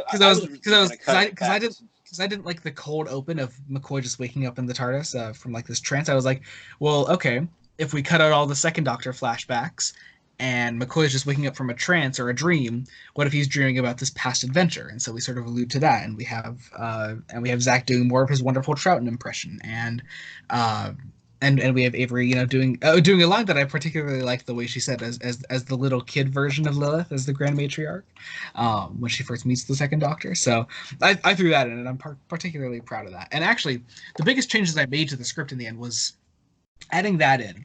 And weirdly enough, as someone who I'm not sure which of us likes Apocalypse less, Jacob, but I kept throwing in more stuff, and I was like, I probably shouldn't, but it's kind of missing a lot. I will say, I think I gutted it too much. Specifically with that, and towards the end, when Ace confronts the Doctor about unintentionally killing Raphael, I was like, hey, that scene isn't long enough. You don't get the gravitas of the scene and how she feels about the events that have just transpired. So I figured I'd beat that up a bit and throw in some more dialogue from the original book. Yeah, which is something that I'm trying to be aware of when I'm doing these slashed adaptations. Because Apocalypse is not going to be the only one that gets slashed down to a really short runtime. Oh yeah, I mean honestly, like our first three adaptations like cover the 3 kind of adaptations that we do. There's like the necessary changes with Genesis. There's the straight adaptation with Exodus, and then there's Jacob's Cleaver, which is Apocalypse. Jacob's Cleaver, which is try to salvage something from this. Yeah. Which I wouldn't even say Apocalypse is necessarily the worst. It just has the least to salvage. Yeah. I want to say that what you did have was actually like good. Like I enjoyed listening to the Apocalypse audio, having not read the book. So I think that definitely says something. And it gives off a very straight story. There's not much meat there. So yeah, it's fun. So cutting it down to just a 2-parter and keeping the bare necessities of. And I think I even tried to end it on a bit more gravitas than it like the final line. I think that was an original thing to try to build into Revelation, or maybe it was the final line of the book. I don't quite remember. Oh yeah, because for some reason the book just like tries to end the Timewyrm arc without actually. Well, we still know there's a 4th book there. Like, it treats like the Timewyrm has actually been destroyed, and it's really weird. But anyway, yeah. So that's that. I like that last line. It's also worth noting in this story, you wonderfully played Meryl. I do really like your performance as Meryl. And I don't know. I think I've slowly started to become actually an okay actor, because when we started these, here's the thing, I don't act. Hail Gilgamesh. Yeah. Sorry, go on. um, That was supposed to be drunk, and I'm like, oh. No, it wasn't. It was funny. It worked. Enitem's not drunk in that scene. He's lazy. Yeah, I'm yeah. So you can see sort of the evolution from me from complete crap to slightly less crap. And also, for some reason, I don't know why, while I was reading the book, I was really attached to the character of Raphael. And I was like, hey, what if I did a double role? And then we have that. I don't know why. Because then you realize, wait, Raphael's not the best character. He's not interesting. I don't know why I was so drawn to him while I was reading the book. I was like, hey, maybe some character drama here in this absolutely dry standard. I had one of the ideas was possibly just have the Grand Matriarch be played by whoever plays the Timewyrm. Yeah, I wasn't a huge fan of that idea. Which, in retrospect, I'm glad Joey was there to say no, because we got Avery, and Avery is and Avery is just lovely. Avery, if you're listening to this, you're amazing. He's come back to more audios. She is. She has been Yeah, in every single one Apocalypse onward. So yeah. So anyway, Brian, I think you had some thoughts on Apocalypse. All right. So, this was probably the story I was involved with the least. Nobody came to me to talk, because like I said, I've been in sort of like an odd consulting role since Genesis. Nobody came to talk to me about this. I had like a couple little roles, Fetch and Kraz, whom I love Kraz dearly. Kind of despise Fetch, but I love Fetch. Your Fetch was so good. Fetch is amazing. It's basically British Jar Jar Binks. It's awful. Yeah, no, but he's so well. He's Mistress. When Brian can't even do an impression of his own character, though. No, I can't. I forgot how to do the voices for Fetch and Kraz. But I was gonna say, yeah, I don't actually like this adaptation, and I haven't read the source material, but I have a very strong feeling that it's because of the source material.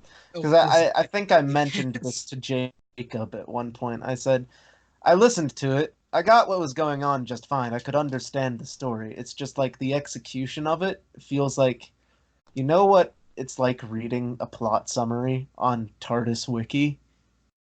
That's what this story felt like to me. I just sort of felt like it was summarizing a story that could potentially be really, really good. I mean, the performances in it are awesome. It's probably my favorite as far as performances go. But like, the story itself it's weird though. Even if we did do a straight adaptation, because the plot itself outside of the Second Doctor flashbacks, we didn't cut much from, like, at all. Because there's not much. Because there's not much that I cut. Well, that's what Jacob said when I told him about this, because I think Jacob asked what I thought, and I was like, I'm not a fan of this one, Jacob, and here's why. And Jacob was like, oh, yeah, that's very much what the novel's like, too. Yeah. Yeah, I don't know. It's That's why I say it's a source material problem and not a problem with the actual adaptation itself. It's just and I think you hit the nail on the head there. Yeah, I think there's just not much to the book itself. Like, so there's not much to adapt. Even if you fleshed it out and if you had it executed well, it's still very just like recycled Doctor Who. Like, you've got elements from the Crotons and Revelation of the Daleks sort of hodgepodged together, and it just kind of Like, specifically the glass Dalek scene, you know? And the cannibalism thing. Yeah. Oh, yeah, that is weird. I mean, I guess that is sort of the image I had when I was editing that scene. Like, it's most obviously an homage to the Crotons. Oh, that was the other big scene we cut out. I totally forgot about that. What's his face at the beginning? I can't remember. Raphael's friend. Yeah, he just like he's like there for one scene. Yeah, he goes to meet with the Grand Matriarch or whoever he meets at the beginning, to be given as to like be a servant to the matriarch or whatever, and then he disappears, and that's sort of Raphael's drive in it, but you don't need it to drive Raphael. I think. I mean, like he establishes that like that's what he's pondering, that his friend disappeared, but I don't think you need the scene itself. I don't know. Maybe we would have benefited from keeping it in. I don't know. It's just him disappearing, though. But we also cut it partially because we were kind of worried about casting it because. Yeah, because it's seemingly a big character. He has a lot in that one scene he's in, but that's it. Yeah. Revelation, I think now. Yeah. Any final thoughts on Apocalypse before we move on to the last one? Oh, actually, I think final Apocalypse thoughts on Apocalypse. Least favorite out of 10. That's about my thoughts on the Timewyrm books. Yeah, Apocalypse least favorite out of 10. But I do think though that the Apocalypse adaptation has the best translated original book cover to the adaptation cover. I think it's a tie between Apocalypse and Revelation because Revelation's pretty close. And actually, while we're talking about the Revelation cover, shout out to Edward Matthews or his pen name John Davies, absolutely wonderful person who spruced up the original cover that I threw together and made the final product that you see when you listen to Revelation. He also did Time of Your Life, which is coming out in November, right? Yeah, and he'll be doing all the Missing Adventure covers from here on. So, Just thought I'd shamelessly plug that Time of Your Life is coming out in November. Yeah, as if I haven't said it enough here. So Revelation now. You know what's weird? I think Revelation is the one we precast the most. Well, we had to. It was just such a big cast. Revelation, scripting it. It's like Revelation is like Zagreus in terms of plot. It's so fan wanky, but I love it to bits. Oh yeah, it works. It works, and okay. So first I want to talk about the reasons for precasting, because precasting. Now, also worth noting before we get into this, the script was basically a straight adaptation. It was a straight adaptation with some minor alterations, I think, that I think work well. One thing, actually, we'll talk about that later. When we get to probably one of the best cast members we have now. So the reason we did so much precasting, which is something I usually try to stray away from very much so, but first off, Dr. Ace and Timewyrm and all of our other doctors, they were all precast because I was not risking having people fight over the doctor roles. That's probably my biggest driving force behind precasting all the doctors. I was like, I am not letting some 12-year-old go after the first doctor. I'm not letting that happen. So, as far as casting the rest, the ones that we did leave up for open casting, we had Saul, Chad Boyle, Emily Hutchings, Peter Hutchings, or no, Emily Hutchings was already cast. Peter Hutchings was what we had to cast. We had to cast. we had to cast Death. We had to cast George. No, we had Trila already cast because Sin had talked to us before we. Oh right, but didn't we ask him to send in some stuff? Oh yeah. He was like, hey, I'd like to be in Revelation, and I was like, well, I mean, you got to kind of audition. And so he sent in some clips for Trila. Also, by the way, when I say we precast stuff, we don't do it without proof. Like, we're not just like, hey, this person might be good. Like, we're just like, hey, please send in something so we can make sure that we can send in even if it's not what we would do as an audition line, send in a sample. I remember with Hitler, I told you I specifically wanted to be Hitler in that one, and you were like, I don't fucking know. I don't think so. I don't think you could do it. I mean, sent in an audition, but you're probably gonna fail. You were not. I did not say that. You did. You were I like did pretty. not. You were pretty darn sure that I could not do a German accent, and you're like, I don't think you'll make it, Brian. And then I made it. Joey, part you B- were pretty skeptical. You were pretty skeptical. and then I sent in that audition, and you came to me, and you were But like, then, I loved it. but then I had you redo the one audition line because you weren't shouty enough. Oh yeah, that's right. So Like, anyway, we also so- had to cast George, Martha, and then the cameo roles of Sarah Kingdom, Katerina, Manisha, Susan. Or no, Susan was already done. Sanir, Perry, Mel, Evelyn. Oh no, Perry was already covered. But yeah, we had a lot. We had a lot to cover, specifically in cameo roles, which we were very clear about were just cameo roles. And as far as filling the cast, well, so of course, just to run through it, I was already the 7th and 3rd Doctors. For some reason, it was just I knew I wanted to be Ian because I just love Ian. Well, we had determined you did a really good William Russell impression. In what? At one point we determined you did a really good William Russell impression. Huh? I don't remember in that. a discussion somewhere. Huh. Anyway, but then somewhere along the line, I got dragged into doing Adric, which I can talk about that because I think you and I were in a voice chat again after a discussion video, and you were talking about casting Adric and not being sure about where to go from there, and I did a Matthew Waterhouse impression, and you were like, it sounds like old Matthew Waterhouse, but it would work, and I was like, but I don't like it, so yeah. And then I tried mine out. And then I tried mine out for Jacob. I said a line from Earthshock, I remember. And Jacob liked it, so it's like, hey, whatever, I'll be Adric. And it's like this is the only story. But in the end, I will say I am very happy with the Adric performance, specifically in the scene where the 3 sacrifices are introduced to the Doctor. I'm very happy with. Who did our Silurian? Who played the Silurian? Was me. I did. So hang on, Brian. Before we get into all your roles in Revelation, of course, I am the god of Revelation. So of course, Georgia was already Ace. Anna was already the Timewyrm.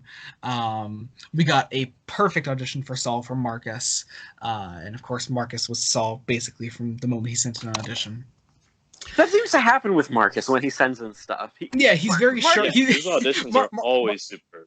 Marcus is very sure about who he wants to play, and so he knows how to pick a character. Yeah, he does. He's a prime example of it. He always sends in like 1, maybe 2 auditions if he's like, yeah, I'll take either of these. But usually he's very sure. Like that's how it was with the War Chief. He only sent in 1 for the War Chief, and he was like, I'll try that out. And actually, I remember Marcus was one of the last auditions we got for the War Chief, and we had another War Chief picked out already. And when we got him, we were like, that wins. Which is why it doesn't matter as long as you audition before the time, we will still consider you for any role, no matter how late the audition comes in. Yeah, like being early is not necessarily better because. So at first, Brian was only playing the 4th Doctor, the Silurian, the Daleks, and the 8th Doctor. So the 4th Doctor already a hefty amount of things to do. Yeah, but luckily 3 of those were cameo roles. Maybe the Silurian not so much, but 4th Doctor, 8th Doctor, and Daleks we already knew Brian could do. Silurian, Brian said he'd been working on it, and I was like, well, whatever. I know nobody else that can do a Silurian voice. And then we had a really hard time casting Chad Boyle. I remember that. That was the thing you were stressing about most. Yeah, because everything else we filled just fine. I was adamant. I was like, I am not playing Chad Boyle, and you were. I actually remember there were multiple occasions where you were like, "Well, guess what, fucker, you are." Wait, Joey, how many auditions did we actually get for Chad?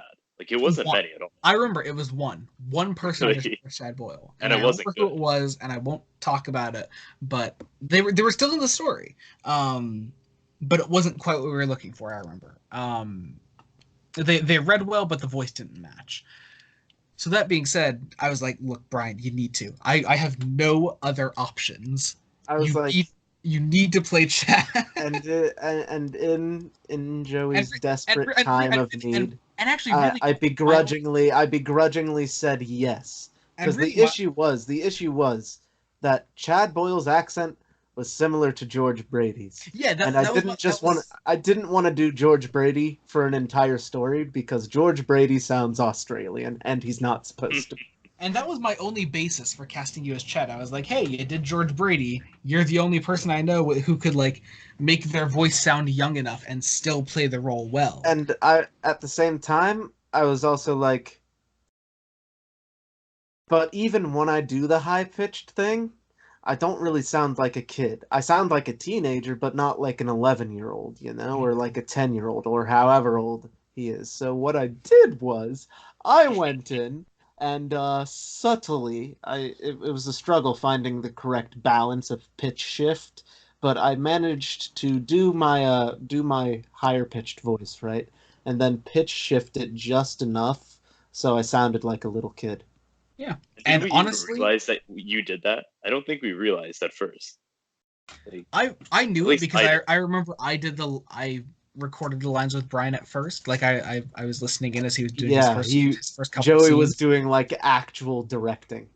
Right? Like like a director does. So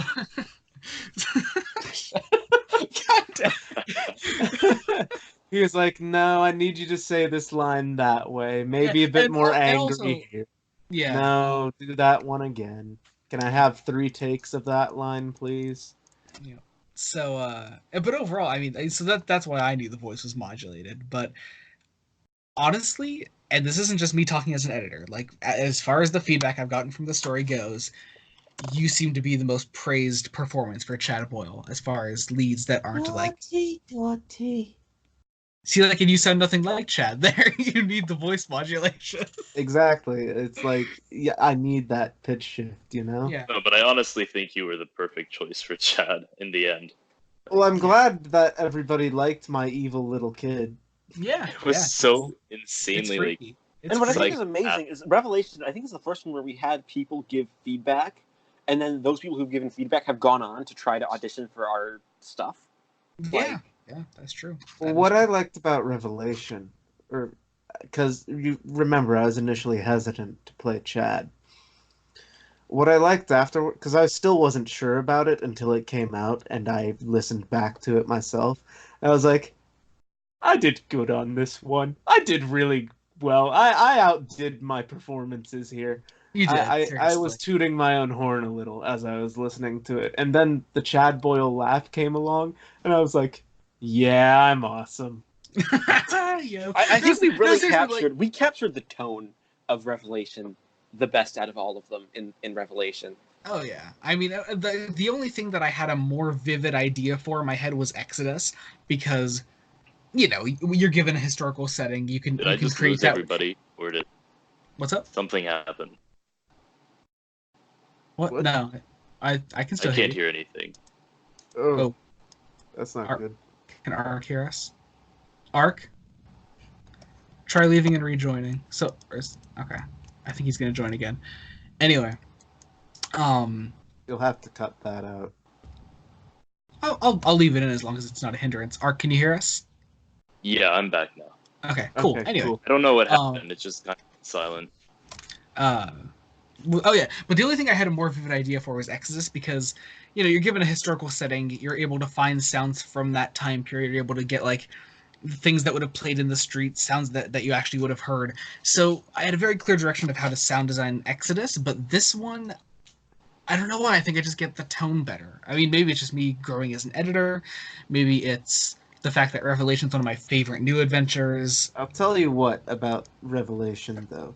This one is as much as I like it, it's a chore to listen to. Your brain has to be going at like 100% to Oh, be yeah. able Oh, to yeah. get this one. Yeah, Like- but that's not like That's just the book too. That's the Yeah. book. It's I think that's something that the Right, that, like, as far again, as the whole I I think track that's a itself source in material scripting thing. it, I haven't in- read the book, but from what I've heard, it's like very, very work intense for the brain. Yeah. Yeah, when I was reading the script, I was like honestly struggling to get through it all because it's a lot. I remember I had to re-listen to the middle parts a couple times to be like, okay, so this happened here, like this part that was specifically hard for me to remember everything that was happening with was the church stuff with Dylan's character and Lily's character and Saul, all that. Because, we'd spend most of the runtime, inside the doctor's little mind dimension, and then, like, we'd cut back every 10 minutes or so to the church and what's going on in there. Because I was so focused on all the stuff happening in, like, the doctor's mind, I would sometimes forget about the church subplot. And I was like, so I had to do a couple re-listens. That's fair. That's fair. So what's nice I liked about Exodus is that I think this is one where we really were able to strike. Well, what's nice is that Exodus has basically two plots going on. That's Do you mean Revelation? was I saying Exodus? I mean Twice in a Revelation. row, yeah. Revelation has two plots going on. You've got the Doctor's mind and the church. It's not like this subplot-filled novel where things interact. It's two pretty straightforward parallel plots, just with a bunch of trippy stuff thrown in there for good measure. Yeah. So to keep running through the plot here, and actually speaking of the church, we have Lily May Sharratt and Dylan Heath as Emily and Peter Hutchings. And I'm not gonna get into the specifics, of course, behind this. Emily was actually technically at a time both of them were precast. At one point, Dylan had to drop out, and then we actually did cast a Peter through the casting call, and then that person dropped out. So I came back to Dylan and was Dylan. But he was like the one dropout who that we've had through the entire time that was like really nice about dropping out. Like, oh, yeah. I mean, there was a good reason for it. I'm not gonna get into it. Yeah. But it's understandable. I was just happy he communicated. It's such a rare thing. Some people. Anyway, then of course we have the lovely Ernest Trela as played by Charles Spencer, and he I think he's fantastic. I love his accent in it that he used for the character. It's very fitting. Even though Brian was like, "Wait, he died at the end?" No, we're not talking about this now. I want to talk about it because just keeled over and died. You made a funny mistake, Joey. Okay, fine. Okay, only if you're comfortable with talking about it in a video, Brian. I am comfortable with talking. Okay, all right. I think I talked about it in the last discussion video we did. So Brian's grandfather was dying. Granddad Brian hadn't listened to all of passed away the weekend the final episode of Exodus came out, and on Revelation. Monday, This is not the third time that's happened already. Revelation. Yes. And it was Tuesday morning. It was Tuesday morning. My grandfather had passed Sunday. I wake up to a message. So I finish up Revelation, and Trelaw. It's implied that he dies at the end, very heavily, that he just keels over and dies. So I texted our group chat, and I was just like, "My boy just keeled over and died." So what had happened was you said, "I just finished listening to Revelation," and then in a separate message, you said, "My boy just keeled over and died like that, huh?" And I woke up that morning knowing the state your grandfather was in. I didn't know he had passed away yet. And and that is the first message I see because it was in a separate message. So I just see a message from Brian Corrigan. My boy just keeled over and died like that. And I was like, Brian, why would you say that? He thought I was talking about my granddad. Oh my gosh. You don't do that. Okay, anyway. God damn it. So then we have I think we'll all be happy to talk about our next cast member, Death and Mrs. Boyle, as played by the lovely Taya Van Dyke. Oh yes, excellent. So let's. I I want to talk about this because it's something amazing. Now, when we were casting, she was kind of an early audition. We were like, she'd be great for Death. Yeah, and actually, fun fact, she had auditioned for Death and Saul Cell was another role she had to audition for, and she threw like a reverb over her voice and everything, and it was really good. But overall, the audition that really caught us was Death. And we also happened to need to fill a cameo role, so we were like, hey, you sound talented enough. Want to fill in for Mrs. Boyle, and that worked out really nicely. And I pretty much knew not even beats me with a belt. God damn, Brian, I hate you. Ah! Had to throw one in there, Joey. I'm sorry. I'm done now. No, okay. So anyway, but I pretty much knew, like, when she had sent in our lines and I had downloaded everything and started editing, not even from her death lines, but from Mrs. Boyle, that she would be an amazing cast member to continue to have in our adaptations. And I'm very happy to say that she has continued to work with us and is fantastic every single time. So yeah, there's that. And of course, oh, sorry, go on, Ark. I was just gonna say, Taya, if you're listening to this, we would happily make an audio with you playing every single role in it. We have talked about this before. Ark has said that before. I remember. I remember when we were finalizing. Taya just plays every single character. Well, I remember when we were finalizing the cast for Time of Your Life. She auditioned for like 5 or 6 characters, and and I had said, I was like, look, if it were up to me, I'd cast her as everyone. I mean, it is up to me, but I was like, but like if I were an idiot, I would cast her as everyone, and everyone would sound not that everyone would sound the same, but like that it would be weird just to have like all these different female roles played by everyone. So we ended up double casting her. But I remember when I was finalizing the cast, I threw out the cast of Time Life. I was like, here's everything that we need, and I was like, okay, any objections to that? We had finalized everything, and Ark was like, may I suggest one change? I was like, okay, well, I was like, okay, what is it? And he's like, Taya, everyone. And I was like, I don't think we can do that, but that'd be fun to try. It's Taya, everyone. Also, Brian is the 6th Doctor. she's wonderfully talented and amazing. So yeah, and this actually brings us to one of the changes that we made in the adaptation, in that the only scene that Death appears in the book is the waltz on the moon with the Doctor, and that's great and all, as the Timewyrm watches outside the church, and Jacob had this really cool idea when he was adapting it, that there are a bunch of these sort of archetypes that appear in the Doctor's mind and interact with Ace as she travels through the Doctor's mind. And Jacob was like, what if Death is sort of inhabiting the Doctor's mind in different personas? Well, partially because the thing about Timewyrm Revelation is that it is a book very much up to interpretation of each reader. So each reader is going to interpret it differently. So writing the script, I was scripting my interpretation of Timewyrm Revelation. I agree with your interpretation. I think that's the thing that's most left up for interpretation, is who are all these different entities that keep guiding Ace as she journeys through the Doctor's mind.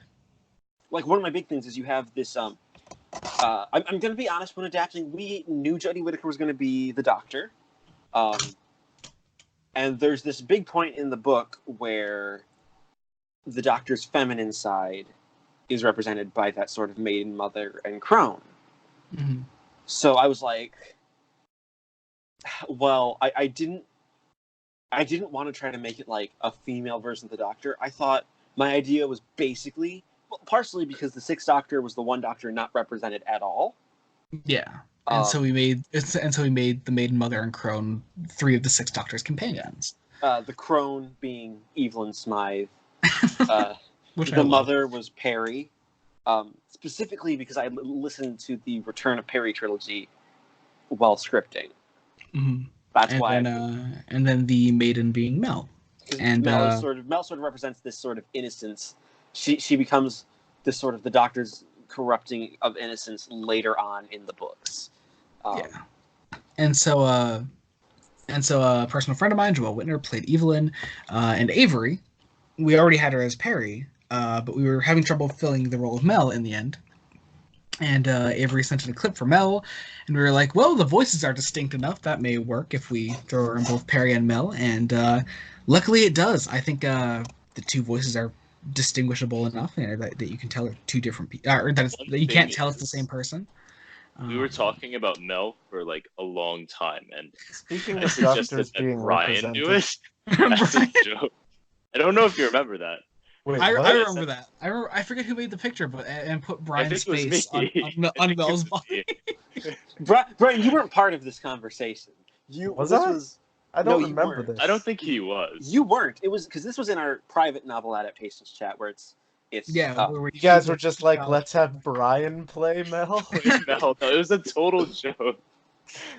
But I remember. But Mel was easily the hardest one that we had to cast as far as cameos go. But Joey, we need to talk about that scene. You know what scene I'm talking Okay, well, once I finished running through the cast, so of course Nathan came back as Lieutenant Hemmings. He's wonderful. I love the scene where with Hemmings' head when he's talking to Peter and Emily. I love that scene so much. Zach as the first Doctor, he's lovely. Eric as the fifth Doctor towards the end, he's also lovely. Jacob played the Hermit, and I gotta say one of my favorite little sound design bits in Revelation is the very opening scene before the theme plays, with the Hermit's little monologue to a young doctor on Gallifrey. outside of And the I fact like. that I think I was trying to rush through the lines. I I think you told me that was one of your big criticisms, is that I was rushing through the lines, and I'm like, that was a criticism I gave before you did the Hermit lines. was it? I believe so, unless I'm mistaken. I don't know. But anyway, I like how the Hermit is also just the slight nod that he's the writer of the adaptations. Like, Yep.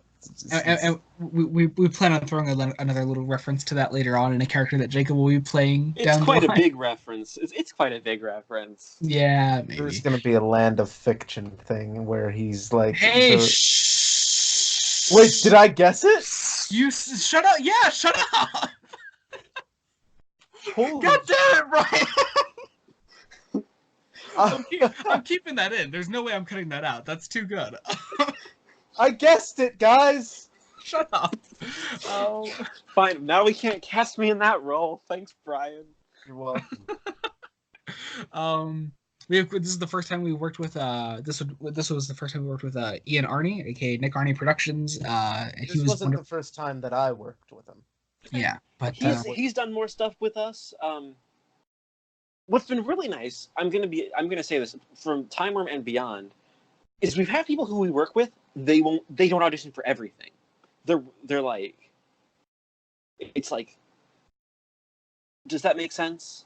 I don't mind auditioning for everything. But like, it's nice to have people who like they don't always audition for everything. They're not necessarily in everything, so it sort of stops you from casting. You mean every adaptation? I thought you meant every character. Okay, sorry. Yeah. I know what you mean now. Yeah, like every single adaptation. Like, Yeah, that's fair. That's fair. Let's see. Of course, I brought my aunt back in as Martha. She was good. Also I want to say, like, Ian's performance as George, I adore. In part one, he is wonderful. He brings out some of the best scenes in the story, I think. and he's just in that one episode. Oh yeah, Well, but I think he leaves quite the lasting impression. That was another change we made to the book. I remember George was Hemmings in the book. Oh. Yeah. Yeah, it was weird. It was really weird. It made like no sense. So I was like, Yeah, wouldn't the Doctor recognize him? well, no, it's an illusion. I don't know. I don't. They don't. I It's forget sort how of like it's- a glamour, like he then morphs into Hemmings. But no, he warps into the spaceman suit and then takes off the helmet, and it's Hemmings. Oh, that's stupid. Right? So I was like, why not have George just be another illusion along with Martha? Because that would the make spaceman more walks in and sense. it's Hemmings. Yeah. So Which, like, that was one change. It's a minor change, but I think it's a change that works for the better because, especially on audio, because like trying to morph into a spaceman that was just... and also like George turning into Hemmings would have made me feel compelled to have Nathan play George, and I think that would have also given it away, and I wouldn't want that to be spoiled. So yeah. We got Oxmoor Designs back as Sarah Kingdom. She's lovely. Elena did a double cameo as Katerina and Manisha. My little sister played Susan. That was fun. And Oliver Gustafsson, I think I'm pronouncing that correct. He was Sonir for that one scene. That's great. Yeah. I think this is our biggest cast. I'm not sure. I'm not sure which gets larger, this one or Exodus. I think this was larger for a number of people, just sheer number of people. Yeah. So we also had cameos too in this one, like a lot. Yeah. Yeah. The cameo roles make up a lot of it. However, weirdly enough, because we had to precast a lot of this, I unfortunately had to write a lot of rejection emails for this one. Yeah, can we talk about writing rejection emails, because I think that's something it's my least favorite part of doing these. I despise writing rejection emails so much. And usually they go well, you guys though. need to talk about that, guys. I don't think we need to talk about that. Not in this one. Not in this one. Okay then. Anyway, what else? That scene, Joey. I want to talk. All right, fine. We'll talk about that scene, because this is another thing that we get complimented on with Revelations feedback. Is the scene in part 4? Yeah, 4. In part 4, where Ferryman, the other two doctors, and Ace's narration. Yes, so Ace goes into a library in one scene, in an illusion in the Doctor's mind, and she starts reading this book that happens to be what the 3rd Doctor and the 7th Doctor are doing, and they're traversing these waters, being guided by the 4th Doctor, who were all so cleverly disguised in the description. I want to talk about that, actually, how I've labeled each I can't... Look, I can't even call the 4th Doctor in this story the 4th Doctor, because the name the Ferryman is just too good. It makes so much sense, and Ace refers to him as that, so yeah, it's like... Yeah. Well, that's where I got that from, but then the other references were a bit more obvious. Like 5 I labeled as the captive, because that's his role in the story. 3 I did the dandy, of course, and 2 in Apocalypse was the clown. And then 1 was the librarian. Yeah, that was the librarian, which of course is also his role in the story. So which we also had a lot of good feedback for Rosenfeld. Yeah, he was wonderful. His first Doctor is fantastic. Yeah. I'm also proud of the fact that I used the Reign of Terror music of him walking through the countryside when we first had so much trouble trying to figure out what music we wanted to do. I think I always kind of had that music in mind for when he was entering, but I was having. Well, if you ever want anything by Russell Stone. Well, we knew we wanted like music from their television stories. Right. Yeah. Something. But really, I think that's the only one I got specific with when choosing his entrance music. I think everyone else just got whatever I was using in the scene. It also just became perfect. Although in the second Doctor appearance in Apocalypse, I used the 3 Doctors music. I know, like, none of the 4th Doctor music is used for his scene in the Ferryman one. Yeah, I think that's partially because there really isn't any theme that's associated with the 4th Doctor specifically. Or at least not one that could go with that scene well. Like, all of 4's stuff the scene, kind of jaunty. The scene is very much matched by what's going on in the scene. So. And I think that bit of music from Luguru is what really ties it together. Because the performances are good, but it's like the way the music, it just adds to that atmosphere, and it sounds... Jesus. Okay. Also, I want to talk about Anna Price in this one, because I think she gives easily her best performance as the time. And she's always great too. Yeah. I know it's a long scene, but I think it's in part 2. I want to say part 2, when her and the Doctor have like just this like 5-minute long conversation. That's probably one of my favorite parts of the whole audio. It's so well done. Yeah, I love both of our performances. I love how it sort of climaxes in her trying to attack the Doctor, and him sort of mocking her. And also I like my music choices. I have no clue where that music comes from, by the way. I listened to the scene again and I'm like, where did I get the music for this scene from? Because it's really good music. But anyway, what else? Any other significant things in Revelation to talk about? Ooh, I want to talk about my favorite bit of Revelation. Okay. It's the scene where Seven thinks he's lost Ace and gets really angry and time-wormy. Oh, okay. That's I really love your performance in that. You are on point there. It's like, I was just like, this is intense, and Joey's playing it so good. I love it.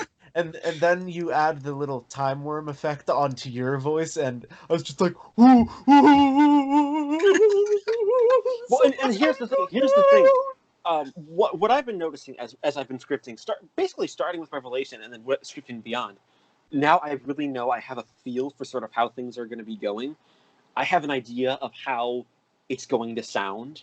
That's like right at the forefront of my mind, and it's especially for scenes like that. Specifically, like I know how Joey's going to play it, and I know how it's going to sound design. Like, Stop. and I know you guys are the best. and there were, I mean, there are a couple of points in the script where I was like, all right, this is the music that goes here. Most specifically, the end of is it part 2? Oh yeah, when you used what music did you say? It's Whatever the Blue music is Danube. there. It's the Blue Danube, by Strauss. So yeah, I use that, and also what's the one where when the Third Doctor and the Seventh Doctor break Hemmings's realm, and everything starts to crumble. What's that classical piece that you recommend? That also came directly from the script. I'm not sure. What did I recommend? Hang on. It's whatever's there. It's that dun dun dun dun dun dun dun dun. Oh, Ein Nacht music. That's it. Which is a little night music. It's a Mozart piece. Oh, I remember that. That fit into that scene really well. Gave it a nice comedic bit that it kind of needed. It's also weird because that scene is followed up by one of the darkest things I've ever edited, which is the scene where Hemming's consciousness is transferred back into his head, which haunts me as an idea. But I adore so much. And I also love the way that the performances went in that. I love the way Charles says the last line when he says the prayer for Hemmings. Lovely thing. And also he added a little thing at the end. I don't think it says amen in the script, but he added an amen, like a sort of choked up amen, like this is wrong. I shouldn't be like forgiving this man. But it's such a good scene. Such a good scene. I think the performances really sell that one. I think part 4 is one of the strongest ones. We did start getting some tiny ad-libs from people that really like add to the story. Like and even like in Time of Your Life. Time of Your Life's a funnier story, which I'm currently editing right now. The little things people add in that I think are so funny. Have you gotten to any of my really sweary parts yet? Yes, I'm at the end of part 3 and starting part 4 editing. Oh, so you've gotten to that bit where I just let loose on you and Jacob, right? I like when you just sort of give up. I forget what scene it's during, and you're just like, you know what? I'm gonna do a Davros voice now. God. Anyway, what's another scene I wanted to talk about? I think. Oh yeah, I was saying. I think part 4 is one of our strongest episodes in that one. Because then you have the whole Hemmings thing. You have the third, fourth, and seventh Doctors and all that, and then you have the Ace bit where Death takes on the form of her one friend. What's her name? Trisha, or like Tisha. And I'm going to be honest. In scripting that, I was very, very nervous about how that would come together because I didn't particularly, because I know we were building up to a cliffhanger, and I didn't particularly like where it was going. Yeah, but I think overall, I think the performances do sell it. Of course, Taya and Georgia do a lovely job, and I've kind of grown on the cliffhanger's kind of grown on me, especially after hearing what Brian had to say about it. That like, it's very much a classic Who cliffhanger. It's just whatever the most immediate danger is, and that's where the episode ends. I think I commented on that too. I thought it was a fine cliffhanger. Yeah, because I remember, a lot of people complain that, like, one of the laziest cliffhangers to do is someone pulling out a gun and, oh no, they're going to shoot them, end of episode! But here's the thing, like, if you're trying to replicate that feeling from, like, classic Who, then that's the type of thing you need every once in a while. And some guy pulling out a gun. We included a shot. But, no, nope. No. I took out the gunshot from the actual cliffhanger. He cocks a gun. Yeah, because I had it scripted as firing a shot. Yeah, I didn't like that. I don't know. Actually, I like that. I don't know why I cut that. Maybe I thought because in sound design, I was like, maybe it would actually make it seem like he did kill someone. And I'm not talking about like obviously that's what's supposed to make people think in the cliffhanger, but not everyone speaks immediately after when you resume in part 5. So I was like, what if they do think that he actually did kill someone there? So I don't know. It's weird to me. I think you made a good decision. I agree with the just cocking of the gun, no shot. Mm-hmm. So yeah, that. Oh, also part 5. I love the part 5 cliffhanger. Ace sacrificing herself. I just adore that bit. I love the music during that scene's pretty good too. I like the build up of the unit soldiers marching, coming back from the sacrifices, and the Daleks chanting "exterminate." I like it. Of course, yes, you're lovely. Yeah, I think it's just a great scene. And I think it's one of George's best lines towards the end there when she says "Goodbye, Professor, remember me." I love that bit. Yeah. George is so good as Ace. Oh, yeah. I have to ask, with that little Dalek chanting thing, because I told you this. You know there's a sing-songy Dalek in there, right? Yeah. I've never picked it out, but you've told me. I pick it out every time. So yeah, so there's that, and anything else? I don't think so. I mean, I feel like with Revelation, we've just been mostly talking our opinions on it, and the opinion is overall it's really good. So. Oh yeah, it's definitely I think the best. It's the best audio so far. I'd still go with Exodus is my favorite out of them. Seriously? What? What I don't did know. I edit for 3 months in a row? I just really, really, really like Exodus as a story.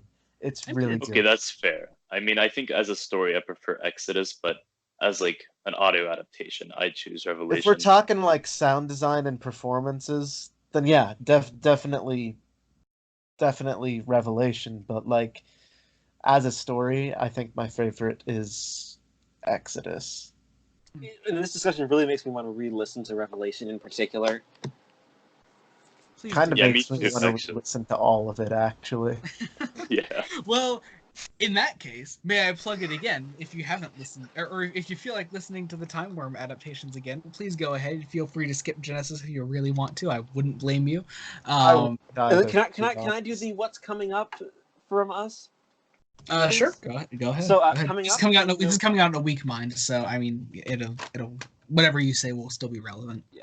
Well, coming up in November from us is Time of Your Life. It's going to be basically all like starting November 2nd, I believe. Is the let's see. Yeah, November 2nd is Colin the Baker on the fly. And then we've already cast Cat's Cradle. That's probably going to release in, I believe, should be decided February?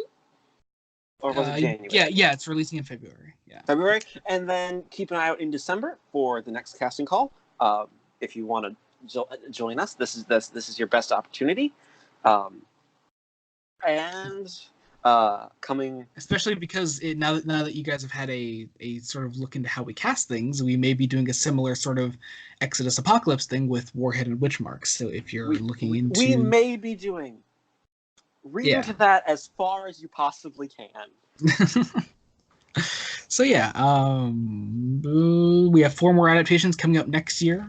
We're doing all the Cat's Cradle arc, and we're doing. Yeah, I've already announced it. Scales of Injustice. Yeah, that's the next Missing Adventure one. Scales of Injustice, and I'll be playing the Third Doctor again. And yeah, in 7 episodes.